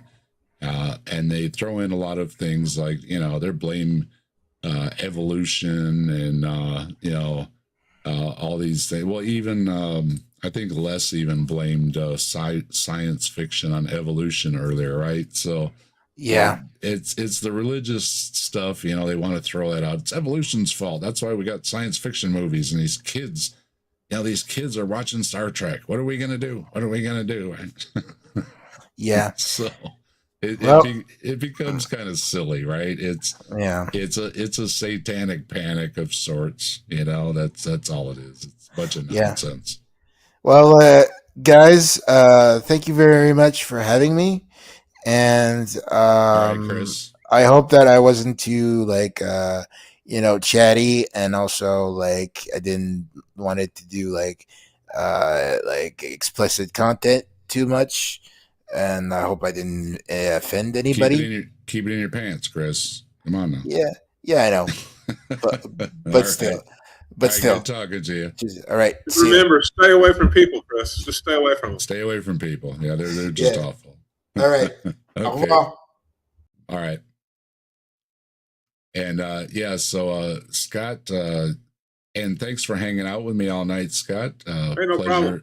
Pleasure hanging out with you. It was a fun time. Scott's often doing grandpa duty, which, you got to do grandpa duty. And so it's always, it's nice when Scott has some time to hang out with us. I always enjoy his company and his input. And Scott's my go-to guy on religion because, he's my go-to guy on religion. So there you go. And so Scott, any comments on the videos before we wrap things up? I hope everybody notices the just ridiculous claptrap that passes for reasoning and thinking and making pointless connections that just aren't there, and even at the very basic misinterpreting the text of the Old Testament to sons of God, daughters of men, demons, blah blah. Of course, I know there's some extra biblical, non-canonical books that have their own demonology, from ancient times, but still, there's so baseless, so useless, such a waste of time and energy. I think we see that in both this preacher guy's presentation, as well as Les Miller or Les Millman, whatever his name is. Can I get an amen? You get an amen. Sorry, I was. Well, thank you. I was posting a link. Thank you very much. You're welcome. Don't leave me hanging now. Very much. I was posting the link there. Yeah, go check out. I posted a link for the Lobsterist narration. It's a lot of fun, and you can listen to my voice while I'm reading it. So, and if you're not subscribed to the channel, remedy that. I appreciate it. We're getting close. And if you listen to the Lobsterist just before bedtime, you listen to the Lobsterist just before bedtime, you might have a dream about Dave in the corner of your bedroom with a stick. Think about that possibility. Yeah. Or maybe lobsters. Maybe Dave's a lobster. Yeah. Dan Green is very creative in his authorship, and it was a lot of fun doing it. There's a couple bloopers at the end too, so if you check it out, make sure you watch it all the way to the end or listen to it. If it's got a blooper reel, they love you. I put a few bloopers in there. It's something a deconverted man likes doing, and so I figured, just for him, I'll throw some bloopers in there. So there's a couple of bloopers on there, and there was a lot more. Like I said, I'm trying to read it straight and proper, with some inflection, but not trying to go too overboard. Trying to hit question marks and stuff like that, but. Yeah, sometimes I just start giggling, trying to read it, and it would sound like this. So, check it out, and also while you're down here, liking and subscribing, check out in the description because we got links for all kind of great folks down there, as well as Hiveside, where you can get yourself some gear. Joe's links are down there, so you can find out all about the Ark Encounter protest and the upcoming fundraiser on the 19th of this month, as well as Joe's affiliate and a discount code all below. We've got all the great stuff in our description, and we've got, again, all kind of great people joining us tonight. Appreciate everybody that's been through here, and a lot of comments going on. And always appreciate the humor in the chat and everybody having a good time. I think we have some of the best chats around, very few problems, lots of great folks, just being great folks and having a good time. And that's what it's all about. here at Saturday Night at the Atheists. And we're going to pull down the look. One last look at the look. Okay. There we go. He does have that look thing going. Okay, good for you. Like the cat who ate the canary. Yeah, he does. And unfortunately, once again, this way, here we go. I'm going to get it down one of these days. This way, no gods here. We didn't find any gods. The arguments weren't convincing, nor were they convincing that aliens are demons because you got a stupid bed. And I think that that's why I had to cover that at the end, because that's all I could think was, what a stupid bed. Yeah. Right? Yeah, that's kind of a distraction. Just a stupid bed. Who hangs their bed from the ceiling? Now, I know the answer to that question, but I mean, who hangs their kids' beds from the ceiling? Okay, that was a new one. It was interesting. I don't think that proves demons or aliens or anything else. I think it was a stupid bed, but I thought it was a funny story. And as far as the other ones go, yeah, we could have mentioned the other ones. I would have skipped through them mostly because they're very similar. They're just going to conclude that anything they don't like is demonic. And, if you know anything about the satanic panic, everything is demonic, right? Music they don't like, toys they don't like. Nowadays we got beer cans and candy bars they don't like, right? I mean, it's just anything to try to get clicks. Yeah, that's it. It's demonic. Oh no, what do I do now, right? And of course, in this silly thing, he burned all his UFO books, and it's like, yeah. Oh, that's the magical fix for getting rid of the demons in your dreams, in the 70s, I remember a lot, and I'm sure it happens today and has happened over the last, 3 or 4 decades, it's an evangelical trope that at some point, to have a story to tell, you take something that you've been enjoying, and you get rid of it, you burn it, you throw it in the trash, and then you have gotten revival. And so now you can, revitalize your spiritual life, or if you're a music minister or a youth minister or a preacher, you can be forgiven for whatever bullshit moves you've done before. It's just kind of a cyclical thing because they have to create these moments of crisis, these moments of repentance, in order to kind of keep rejuvenating their spiritual journey. It's kind of a symbolic, performative gesture, and that's just essentially what that was for that 14-year-old boy way back when. Yeah, and it's always kind of sad when you hear about burning books, so to speak. Yeah. Especially when I don't think reading about UFO stories was going to harm you in any way. And there's also a lean in some of these videos we didn't really cover. I think he mentioned it a little bit, that people have these bad experiences when they have UFO experiences. And this was mentioned in something I covered before in one of my videos. And actually what I found was when people have these UFO experiences, and we're not talking about these select few, so to speak, like he was trying to bring up with all this crazy surgery or anything going on, none of that stuff. But otherwise, yeah, just the encounter ones are actually kind of a spiritual thing. And a lot of them actually find God, okay? And they think they've had a profound moment, all the emotions, and all that comes tying in.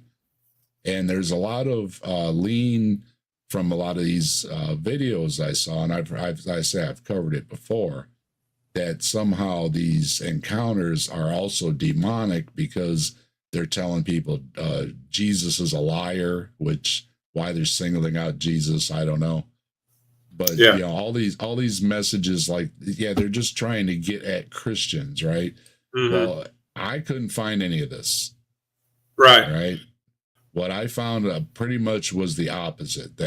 And this often happens. People have profound experiences, and they become religious or more spiritual. They, for whatever reason, they just, have this newfound look at the world because of something that happened to them. But the demon thing, it's just, it's kind of taken away again from other people's experiences, Right. You couldn't have really seen a UFO and been happy. Right. Because it would take away from the dominating worldview that has a hold on you, and that's part of your culture, and that's that you're unique because you're a human and God made you in his image. He didn't make ET in his image. He made you. It seems to be the common thing, doesn't it? That they just want to ruin everybody else's good time. Yeah. And I think you can. We're on our journey, time. and they want to detour that journey. Yeah, and I don't see why you can't have a good time and be religious. I really don't. And I think you should be a whole lot happier and having just a super great time anyways, because you're going to the super great place when it all ends. So, dance and have a good time and listen to some of that rock and roll, because it's not all demonic and full of, backward masking and all that nonsense. There's some good music out there. Listen to it. Watch some movies, okay? Play some board games. Play some card games. What else is evil? Oh, get yourself some Smurfs. They're cute, okay? Try a new brand of beer. If you don't have diabetes, but try a new brand of beer. Just down it, even if you don't like that kind of beer. Just try it. Just a little bit. Just a little bit. Yeah, I'm not saying get drunk. I'm just saying, in fact, I rarely ever drank beer in order to get drunk, or ever got drunk as a result of drinking beer. But I would try new types just to, and they had some really good flavors. And don't make me break out my Ouija board there, Standard. Yeah. I have done that in a couple streams. You want to check out? We did that Halloween time, year before last. We did break out the Ouija board and the tarot cards too. It was very spooky. You might want to be prepared. That's right. You don't want to let one of those aliens in your heart. We cover all kind of things here. I mean, I'm serious. I get right down to it. I get that Ouija board out.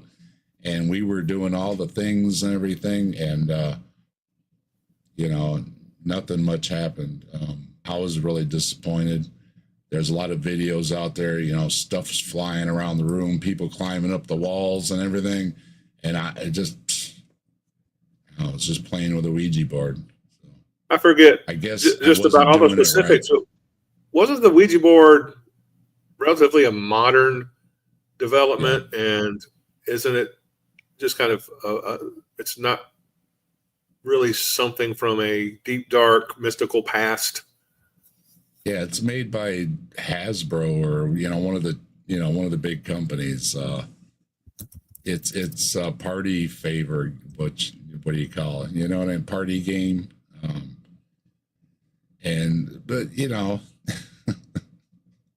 Well, the voodoo doll too, and a lot of those things, they're Hollywood editions and stuff like that. So, yeah, the modern Ouija board was patented. I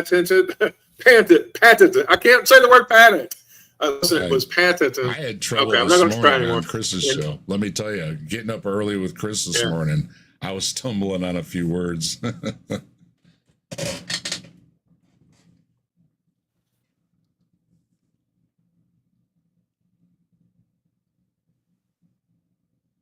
Who was it patented by? Can you still hear me? Yeah, you dropped off. Am I connected? Yeah. I hear you now. Basically,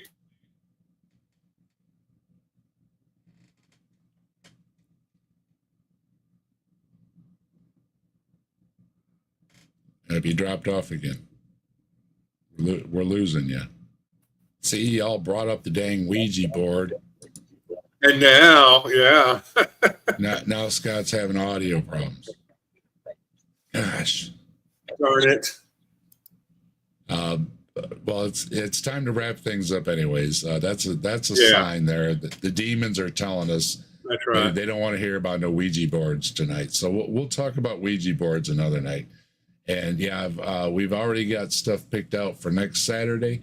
So we hope you all join us for next Saturday here at Saturday Night at the Atheist. And until then, I hope you have a good one. And Scott, I hope you have a good one as well. Thank you for joining me. And All right, thank thank you. everybody You else too. that joined us tonight. And thank you again to everybody in the chat. You have a good one. Bye-bye.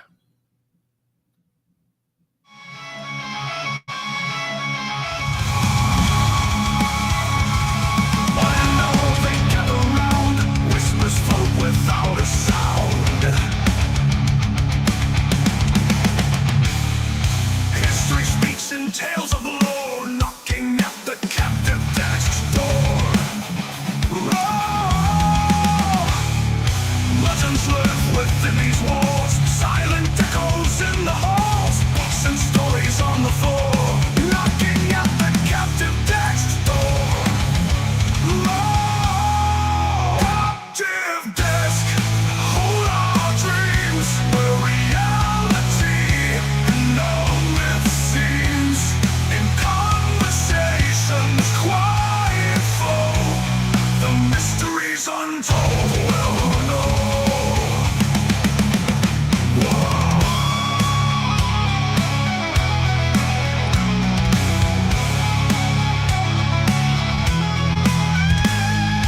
Legends live within these walls, silent echoes in the halls, books and stories on the floor, knocking